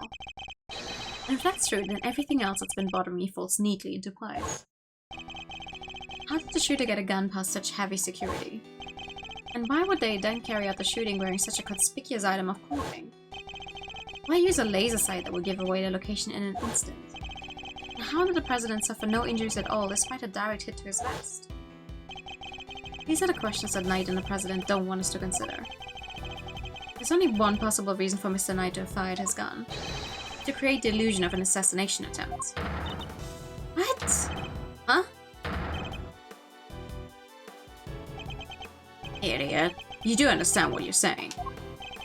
Oh, I understand all too well. I understand everything now. Most of all, I understand why you were so keen to take this investigation off my hands, Mr. President. You wanted your real plans to remain hidden. How dare you speak to me that way? Is this some sort of sick joke? Oh, it's no joke, I assure you. It is simply the truth, as revealed by the careful application of logic and reasoning, nothing more. The first shot was fired by Mr. Knight with the specific intention of hitting that balloon. The sound of gunfire and the bursting of the balloon were guaranteed to cause a panic. And then he fired again. He did? Yes, he fired 2 bullets, both of which were aimed at the balloon. As for why he did so, it's because the second shot was designed to create the impression that the president had been hit. So then what's the deal with the one in the vest? I'm willing to bet that bullet was planted there long before the shooting ever occurred. So Mr. Heroic President didn't take a bullet after all. That's not true. I was shot, I tell you. We'll be able to verify that for ourselves once we take a closer look at the bullet. At the very least, we can expect to find traces of Mr. Rook's blood on it, correct? You said it yourself. You found the shooter and photographed the person with the red hood. Objection! I thought I made myself clear. The trajectory points to only one possible shooter, Mr. Knight. Then where does Tabby fit into all this? She was simply one part of the plan. In order to place the suspicion elsewhere, they set up about creating a fake assassin. The highly suspicious person with the red hood. I've yet to ascertain exactly how complicit Miss Lloyd was in the whole scheme, but I can say with some confidence that none of the shots were fired by her. I suspect her only job was to point a laser sight at the president. That's right. Then I was... Tasked with turning your jacket inside out the moment the crowd flew into a panic, yes. Just making the mysterious red-hooded shooter disappear in the blink of an eye. Then, when the gun and the security plan were later found in a trash can, it would have all appeared to have been the work of an assassin so skilled they could vanish into thin air. But then the case would have gone cold. Exactly what our friends here were hoping for. Makes sense now why they wanted you off the case. Indeed. Because the entire affair was a cheap ruse perpetrated by the president himself. Oh, oh, oh, oh, oh, oh, oh.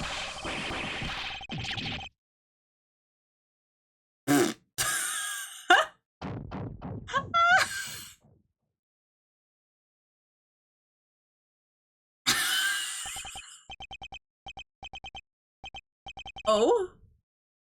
Hello? The presidential mask is well and truly slipped. Admit it, the entire assassination was a lie, wasn't it? He looks like a sad dog. If the stupid chief prosecutor hadn't insisted on assigning you. Huh? Could I let this happen? Objection! Ooh! Objection. That's enough, Ashworth. Mr. Knight. Sorry, but I'm speaking with the president right now. Yeah, well, I'm doing my job as a knight and protecting my king.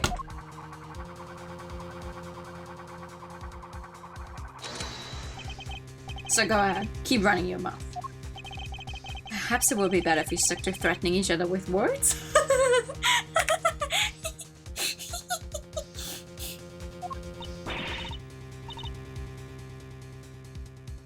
He wouldn't, would he? Nah, I don't need this thing to shut you up.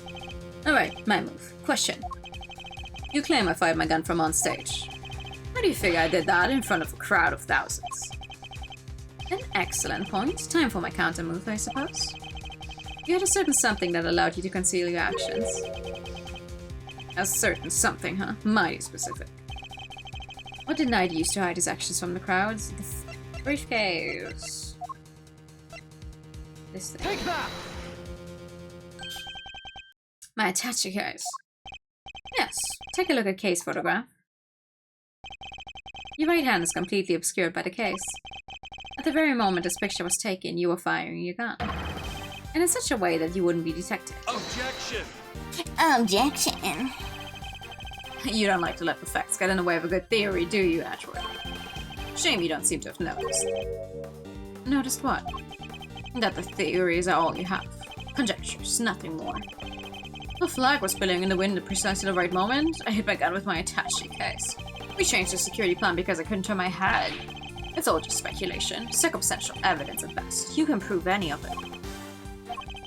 If you at least had the bullet that burst the balloon, you might have a scrap of credibility. Imagine, you could have run forensics to see if it matched my gun. But no, the bullet's at the bottom of the lake. You gonna go dress it up?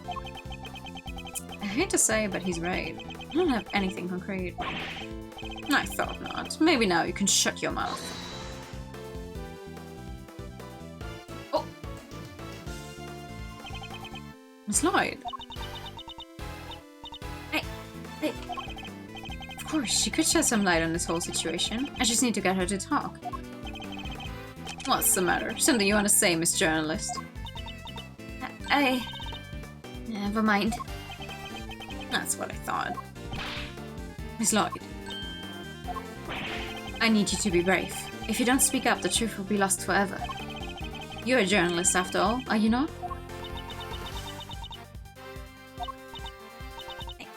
Dang it, I can't stay quiet any longer. Hey, you understand what you're doing, right? I think carefully before opening that mouth of yours. I was so focused on begging me a scoop, I forgot the most important thing of all. Real journalists don't lie. Ain't no dang scoop if it ain't the truth. I'm sorry, Mr. Ashworth. I should have shown you this before. What is it? It's a laser point I used on a president. But it's all I done. I never shot nobody. You stupid! I thought I told you you squeal, you go down as an accomplice. It was him. He told me to do it. I was at Shangfa's embassy sniffing out a story like I told you. This was 3 days back. He comes up to me out of the blue, just starts talking. Help me out and get you exclusive access to the president. That kind of stuff. What about the gun and the trash can? That I don't know nothing about, I swear it. All he told me was to wear a jacket with a red hood and to point at the president. I never thought for a minute it would blow up in my face so bad. I'm sorry, truly I am. Thank you, Miss Lloyd. I'd like you to testify to that effect when this goes to trial. It ought to go a long way towards proving that the assassination was a sham. What's wrong with you people? Don't any of you know what's good for you? My sympathies, Mr. Knight. Had you successfully removed me from this case as you'd intended, perhaps then you could have kept your pawn quiet.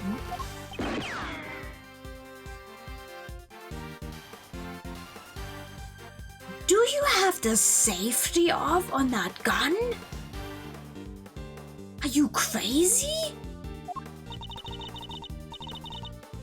So let me get this straight. You told Tabby, if you let slip about a fake assassination plot, we'll have you convicted for murder. Or something like that? Oh, the dirty... I said no such thing. President Wang. Give it up, Knight. It's time we came clean. It's our only choice. So, Mr. President, you admit it. You admit that there was a plot to fake an assassination attempt? I do. I'm sorry. Well, why? Why do something like that? My popularity has been on the wane back home. I thought surviving an attempt on my life might give me the boost I need. I know what we did was wrong, so yes, it was all lies, all of it. But someone ended up actually dying. And the bullet in the vest. It was planned ahead of time. I wasn't hit by anything today.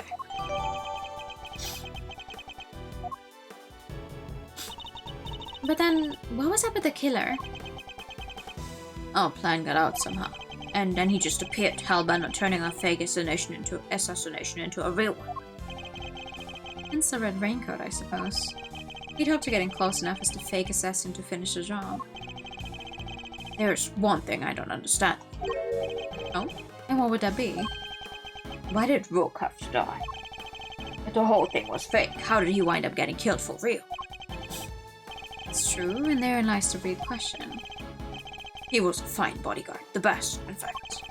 He may not have been a native of Shengfa, but he was someone I could fully trust. Mr. Rook must have been really something to gain the trust of someone who died from his own shadow. Sounds like I was as trustworthy to the president as I am to you, huh, sir? I believe that's for me to say, Detective, not you. Mr. Rook must have known about the plan too, then, correct? He wasn't aware of any specific details, so not really. I tried to involve him, but he refused. And you would have done well to listen to him. This is a tragedy. The life of a good man has been wasted. What's so great about him anyway? What's gotten into him? He's just another piece on the board there to protect you, nothing more. Mr. Knight, how could you? Who was it that actually went along with your plan, huh, Mr. President? Well, that pious coward backed down when you needed him to step up the most. I value your support too, of course, but...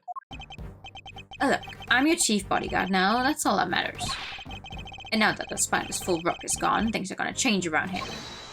Thanks to me, genius strategist, grandmaster, rightful lead of this team. We are all well aware of your ambitions, Knight. But doesn't this seem a little imprudent to you? Why? My plan this time was perfect, as they always are and as they always will be.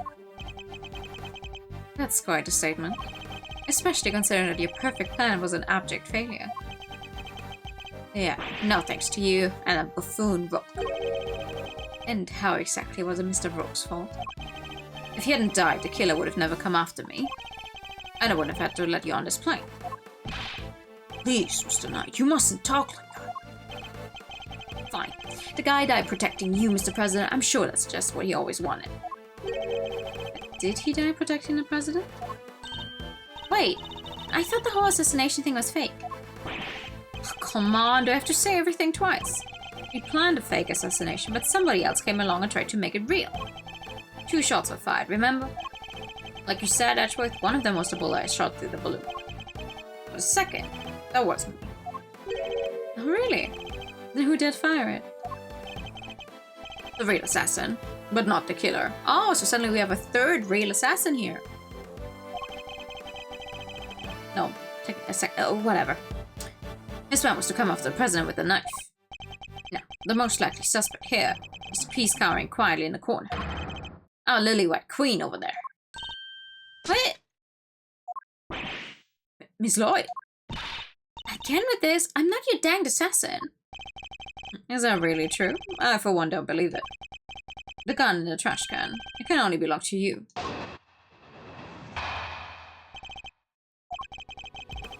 As soon as I shot that balloon, I rushed over to help Rook escort the president back onto the plane. I left Rook here in this room while I secured the president in the safe room. When I came back out, Rook was lying there on the ground. This journalist must have shot Rook while we were escorting the president off the stage. A single killer shot. It's fired by the gun you found in the trash can. So you don't actually know Ben, the victim, was struck by the bullet, do you? The knight doesn't protect Rook, Edgeworth. He protects the king. You want to translate? He means that his only concern was protecting the president. Lose the king, you lose the game. Isn't that the first rule of chess? But a win in which a key piece is sacrificed is a hollow victory indeed. Doesn't matter, still a victory. I kept the president safe, I win. Oh, it's a bit early to be calling our little match in any case. But this is where our battle really begins. Ooh, let's do it!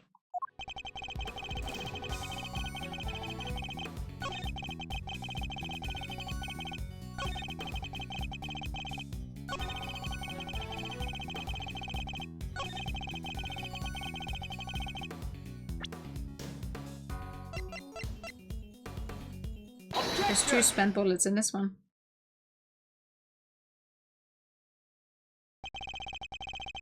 So you contend that it was you who shot the balloon and Miss Lloyd who shot Mr. Rook? Are you sure about that? Sure, I'm sure. Well, what you've proposed would indeed match up with the total number of shots heard. The gun from the trash can itself has also been fired twice. Now, why would the supposed number of shots heard from this gun differ from the number of spent rounds? It's simple, because it was planted by the real perpetrator of the crime. The sprite is so good.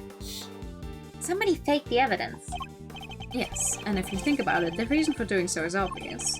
To ensure that whoever found the gun would conclude that the shooter had been in the spectator area. And in order to do that, they had to make it seem as if both shots had come from this one weapon. I get it, so that's why it's got 2 spent rounds, huh? Precisely. As we have already proven, the bullet had burst a balloon. The burster balloon came from a different weapon. Which makes it entirely possible that the bullet which killed Mr. Rook didn't come from this gun either. Nice work, Ashworth. That's some high-grade sleuthing. Why don't you get to the point? You've come this far, spit it out. I intend to, don't worry. The person who really shot Mr. Rook is you! Take that! You, Mr. Knight, you're the one who murdered Mr. Rook. Ooh, finally got up the courage to say it, huh? Surely not. Surely you wouldn't have. I wasn't only the killer who tried to take advantage of this fake murder plot. You killed Mr. Rook, hoping that he would look like an accidental victim of the bungled assassination. With the president locked away in the safe room and the door of the airplane tightly closed, it was just you and Mr. Rook, alone, together. And that was when a third bullet was fired, right into your colleague's body. Objection! Objection. You really gonna claim there's a third one now? You just said only 2 gunshots were heard. Wanna tell me how that works? Objection! Airplane cabins are practically soundproof, Mr. Knight. If you close the door, nothing can be heard from the outside, not even gunfire. Wasn't the president right next door? Very true, which means he may have heard the shot himself. Well, Mr. President? I didn't hear anything. But you can observe this room through your security feed, can you not? The camera in this room isn't normally on. I have to manually switch it on when I enter the safe room. And that's what you did this time too, right? Well, that is... What's going into him? Mr. President, this is vitally important.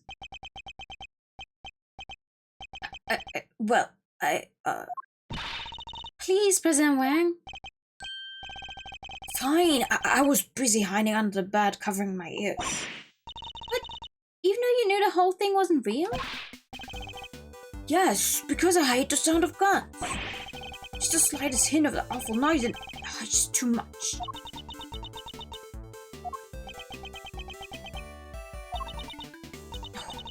That there's sadder than a pot of overcooked crawfish. Mr. Knight, you saw that President Wang was cowering beneath the bed. And what's more, you knew from the monitor bank that the security camera for this room hadn't been switched on. Which means you knew that the circumstances were perfect for you to fire the third shot straight at Mr. Rook. Knight, how could you? Could you really have betrayed my trust so horribly? You think I killed the old half-wit? You don't trust me much, huh? This is the things I get for putting my life on the line for you day after day? I want to believe you, but... I don't get it. I just don't get it. What is there to doubt here? What, you don't believe that the girl over there could have done it? No, because this gun isn't a murder weapon. We know this from the number of bullets fired. Yeah? Well, how do you know there wasn't a spent bullet from the start? What? Someone could have fired a bullet from that gun yesterday or the day before.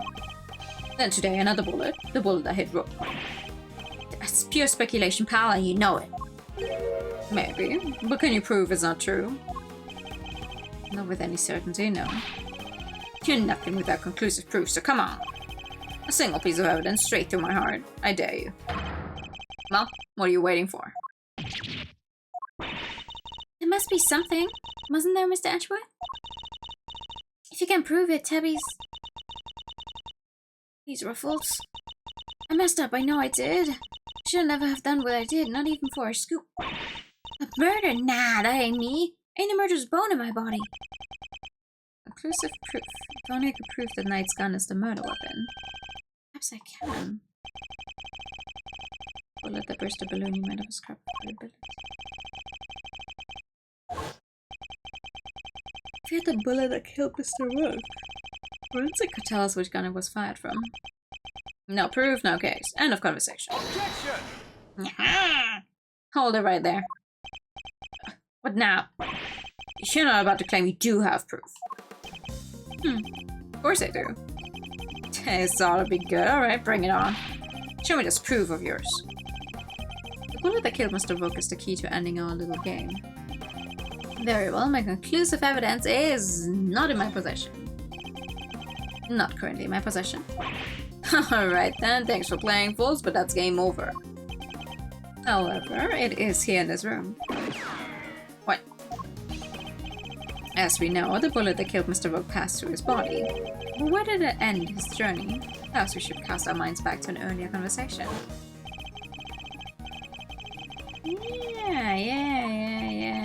Yeah, that was literally just earlier. I hate flashbacks like this. No, of course we know that the so-called assassination attempt was a complete fabrication. The vest was prepared in advance, made to look as if it had been hit by a bullet. Which begs the question, where's the real bullet? I like it, a twist. This is good stuff, Edgeworth. Come on then, don't keep us in suspense. Does any of the evidence point to where the bullet that killed Mr. Rook might have ended up? Yeah. Take that! There's something very clearly missing from this room.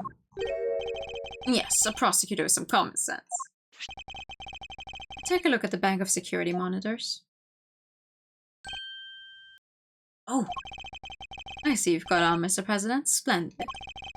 There are screens here showing views from all around this airplane, inside and out. The only external angle not covered is the right-hand side of the aircraft. I like that they only made like one version of this though, with the Shelly the Killer scene and nothing else.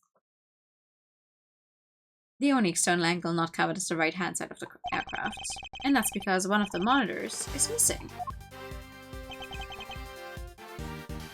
Oh, and now there's absolutely no one in there. There was a monitor in that space previously, wasn't there, Mr. President? There was. I have no idea what my plushie's doing there now, though. It appears to be someone's vain attempt to hide what is obviously lacking. But where did it go, and why? The why is easy enough to answer, because it was struck by a bullet. Or if you were to believe that the bullet in the vest was the real deal, then anything that hinted at the existence of another bullet had to be removed. So, where did the missing monitor go? Where indeed? I believe that it must be hidden somewhere on this plane. After all, there wouldn't have been time to dispose of it outside the aircraft. Detective Gumshoe, conduct a search if you would. Right away, sir. Mr. President, extraterritoriality, remember? I have no objection to the search. Please, go ahead. If it will help us discover the truth behind what happened to Rook, I will not stand in your way. What are you... I don't believe this. Rook this, Rook that. Don't you ever think about anybody else? Search has been authorized, Detective, if you wouldn't mind. Oh my god! He's bloated. Sorry, I found the monitor. Excellent work. Now go ahead and extract the bullet. Let's see, if I put my hand in here and just... Got it! Well, would you look at that? Blood. This is the bullet that killed Mr. Rook, there's no doubt about it. Found inside the security monitor seems to be the bullet that killed Rook. And there you have it, Mr. Knight. Single piece of evidence you requested, straight through your heart. Even you must now admit if this bullet didn't come from the spectator area then Miss Lloyd cannot be Mr. Rook's killer. What, no pithy? No pithy? Comeback? Pithy? Detective, have forensics analyzed the bullet for striations and compare them to the gun we found. Yes, sir. I'll get the evidence you need, you can count on it. There's so many people suddenly in this airplane.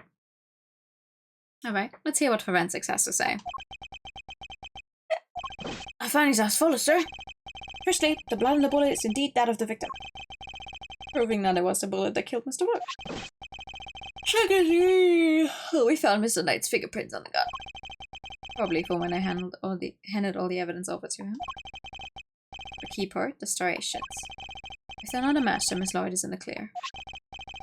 Lastly, the striations on the bullet are matched with this weapon.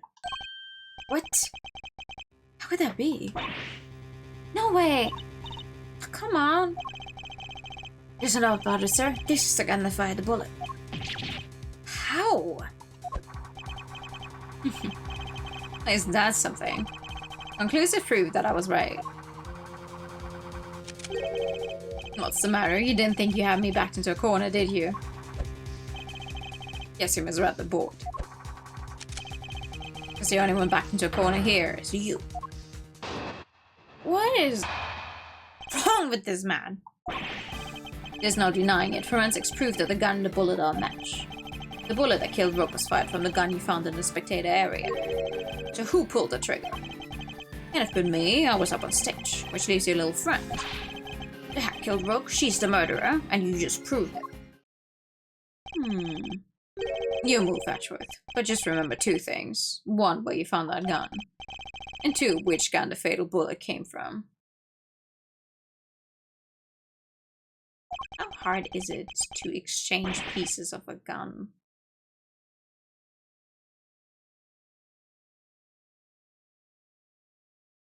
Whichever way you look at it, I can't have been the shooter. How did I come to this? Me and the president, we admitted to faking the assassination attempt. Now it's your turn to admit something. Who the killer really is.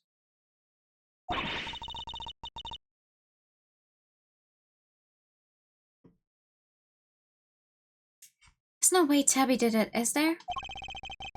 Don't let him get to you, Kay. We just need to go over his statements again. There must be something further we can deduce from them. Okay, let's do this, Mr. Edgeworth.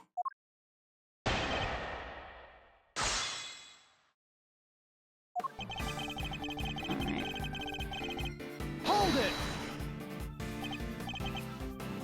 Now that's... Objection! What was it you said? The forensics would back you up.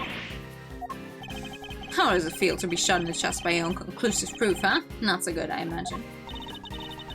Bullet and the gun are matched, Mr. Ashworth. That kinda has to mean that Tabby pulled the trigger, no? Even so, I simply cannot accept that. Sir, there's no denying the evidence. There isn't, so what am I missing? If I assume Miss Lloyd to be innocent, then the gun and the bullet shouldn't be a match. What is it, Kay? I was just thinking, if the evidence points to something that doesn't seem possible, then maybe there's something wrong with it.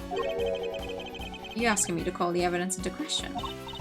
Well, there's no way Tabby did this, right? So if the evidence says that she did, then a problem must lie there. You seem very sure about this. Call it my great thief's intuition. Tuition, huh? Still, she could be right. I simply don't believe Miss Lloyd to be a malicious liar, which means... someone who believes that evidence is everything in court, the irony is not lost on me, but... if I were to call a piece of evidence into question, it would have to be... gun. If something untoward is going on here, it would have to involve the weapon, not the bullet.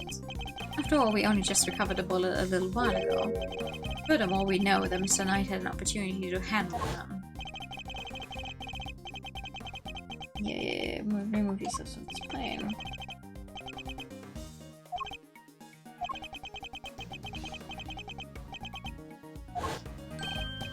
Indeed, he had ample opportunity.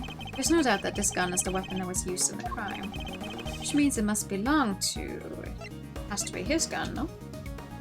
Take that! The gun belongs to Mr. Knight. He switched them around. That has to be it.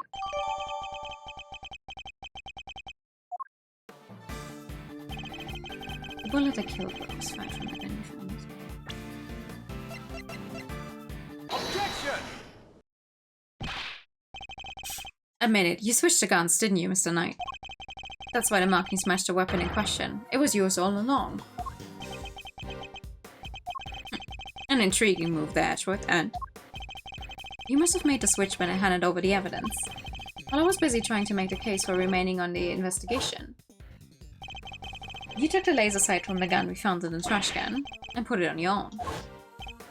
Then, not long afterwards, you handed that gun back to me instead of the one we found. I did, huh? You think I someone knew you'd find, let alone run forensics on a bullet sometime in the future? No, I mean, maybe. It doesn't hurt to be prepared. He's clearly good at planning ahead, to an extent. But that's so strange. You're a chess player after all, a man well used to thinking several moves ahead.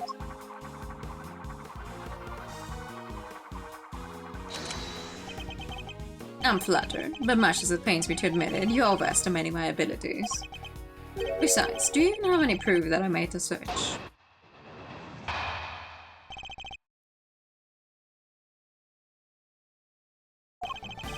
The gun is the same model as mine. Weird, sure, but it's just a coincidence.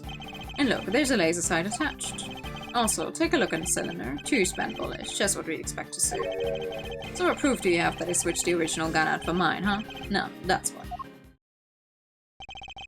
You say I'm overestimating your abilities. You surprise me. What can I say? I'm a modest guy. More modest than you, that's for sure. Everywhere except at the chessboard, that is. Well, I don't see a chessboard here, do you? Shame. Still, guess that gives you a nice excuse. I didn't mess up, I just didn't have the right evidence. I don't think I'll be the one making excuses. Rather, I didn't mess up. They just got lucky with the evidence will be your excuse, I'd imagine.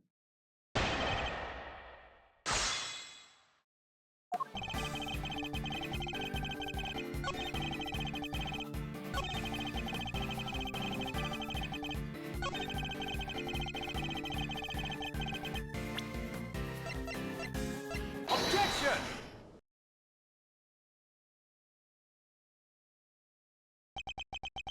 I have your proof. Right here. That's your proof. I think you've been working too hard, Edgeworth. Not the gun itself. The evidence it carries.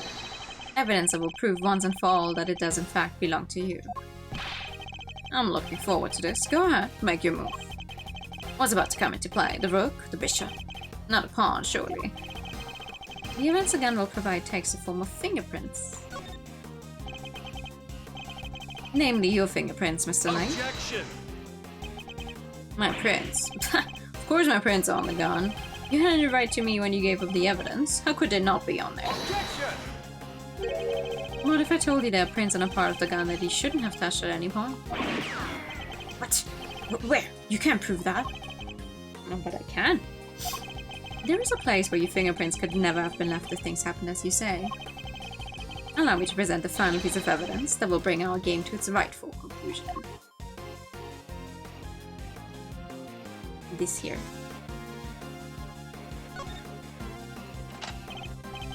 Here, look closely at the cylinder, detective.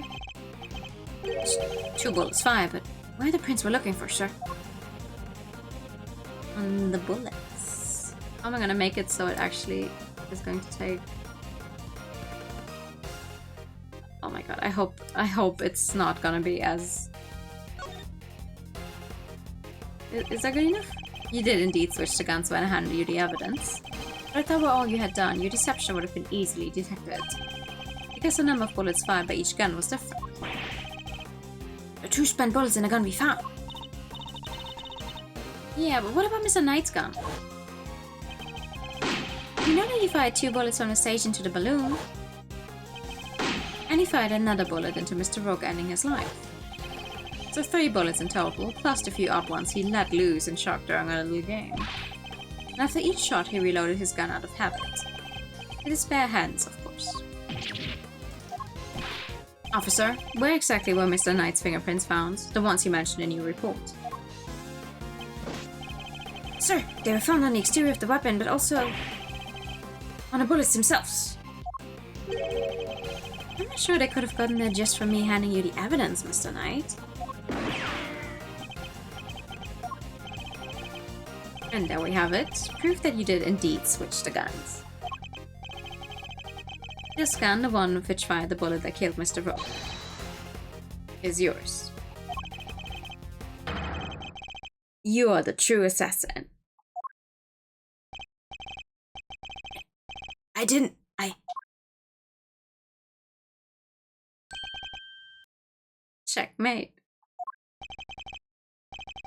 Checkmate, baby!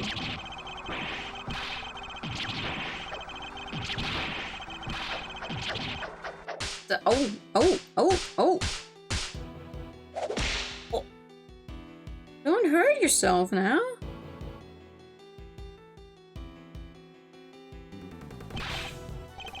I was going to be the new chief of security.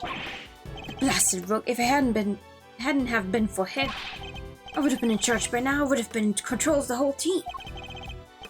That was perfect. Fake assassination was supposed to be flawless. Can that have been good for his neck? No. Detective Gumshoe. Right away, sir. Curse you, Edgeworth. The game isn't over yet. Hey. I'm afraid this is as far as we go for today.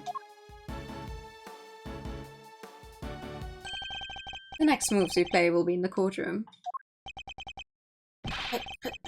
It's not fair. It's not fair.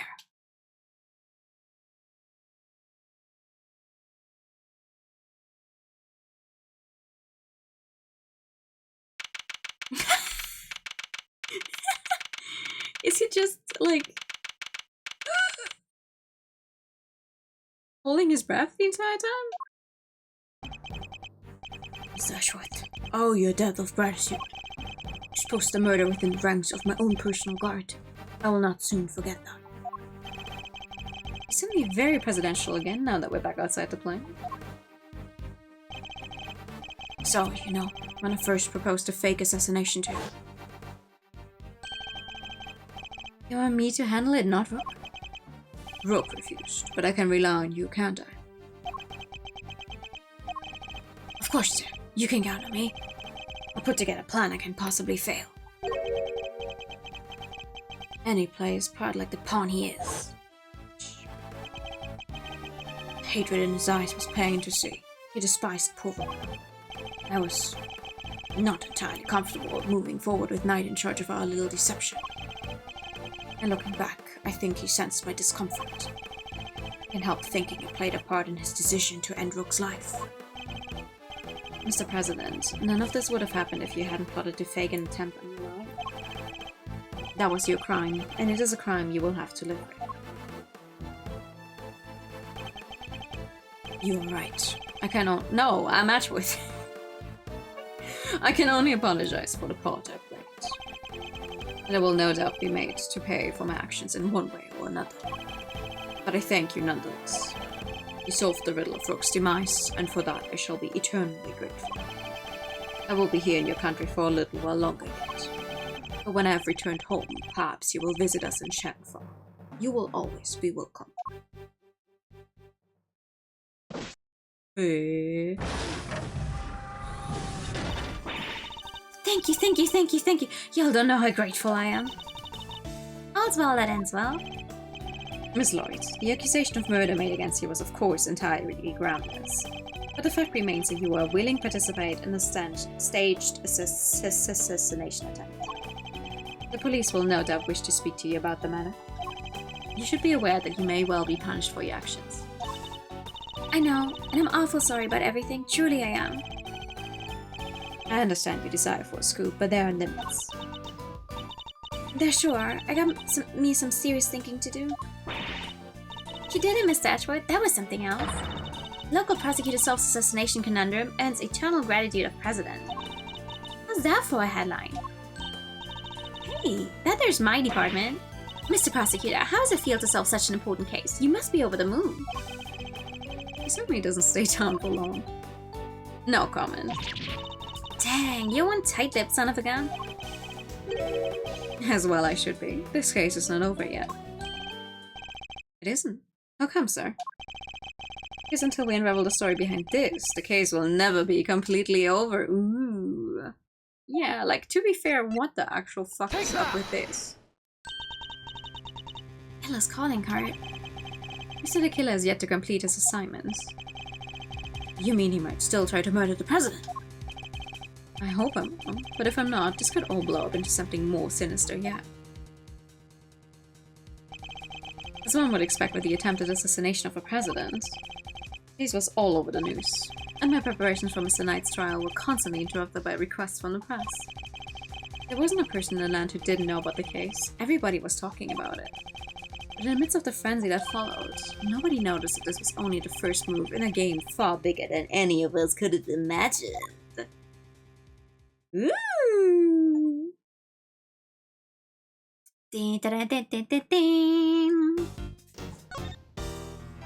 And that's that for the very first case. I don't actually... Yeah, there we go. Oh, so we did do it. We did do it. It took a while. It took a while. I'm glad I started a little early. Also, I don't understand why I'm once again broken, but I guess that's what happens.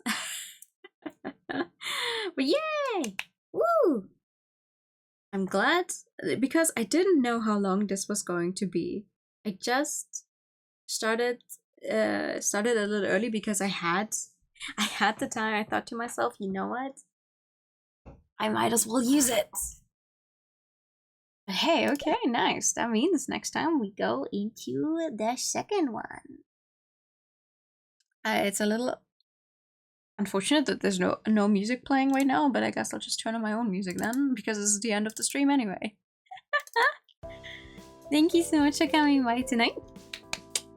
That is it for tonight. We'll continue this game on Sunday. I'll hopefully see you all on Friday for the rest of Atelier Money, because I'm thinking we might actually finish that one. If I go as crazy as I did last Friday, we might as well. Cases in this game are long. I can see that. Yeah, I can see that. Yeah, for now that is going to be the end.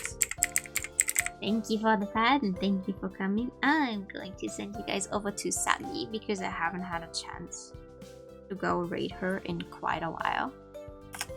So here's the... Oops. Yeah, no, here's not the raid message because I can't type. Here's the raid message. Thanks for streaming. No, thank you for coming by. Have a good night, everyone. See y'all soon. Good night. And bye-bye. Bye-bye.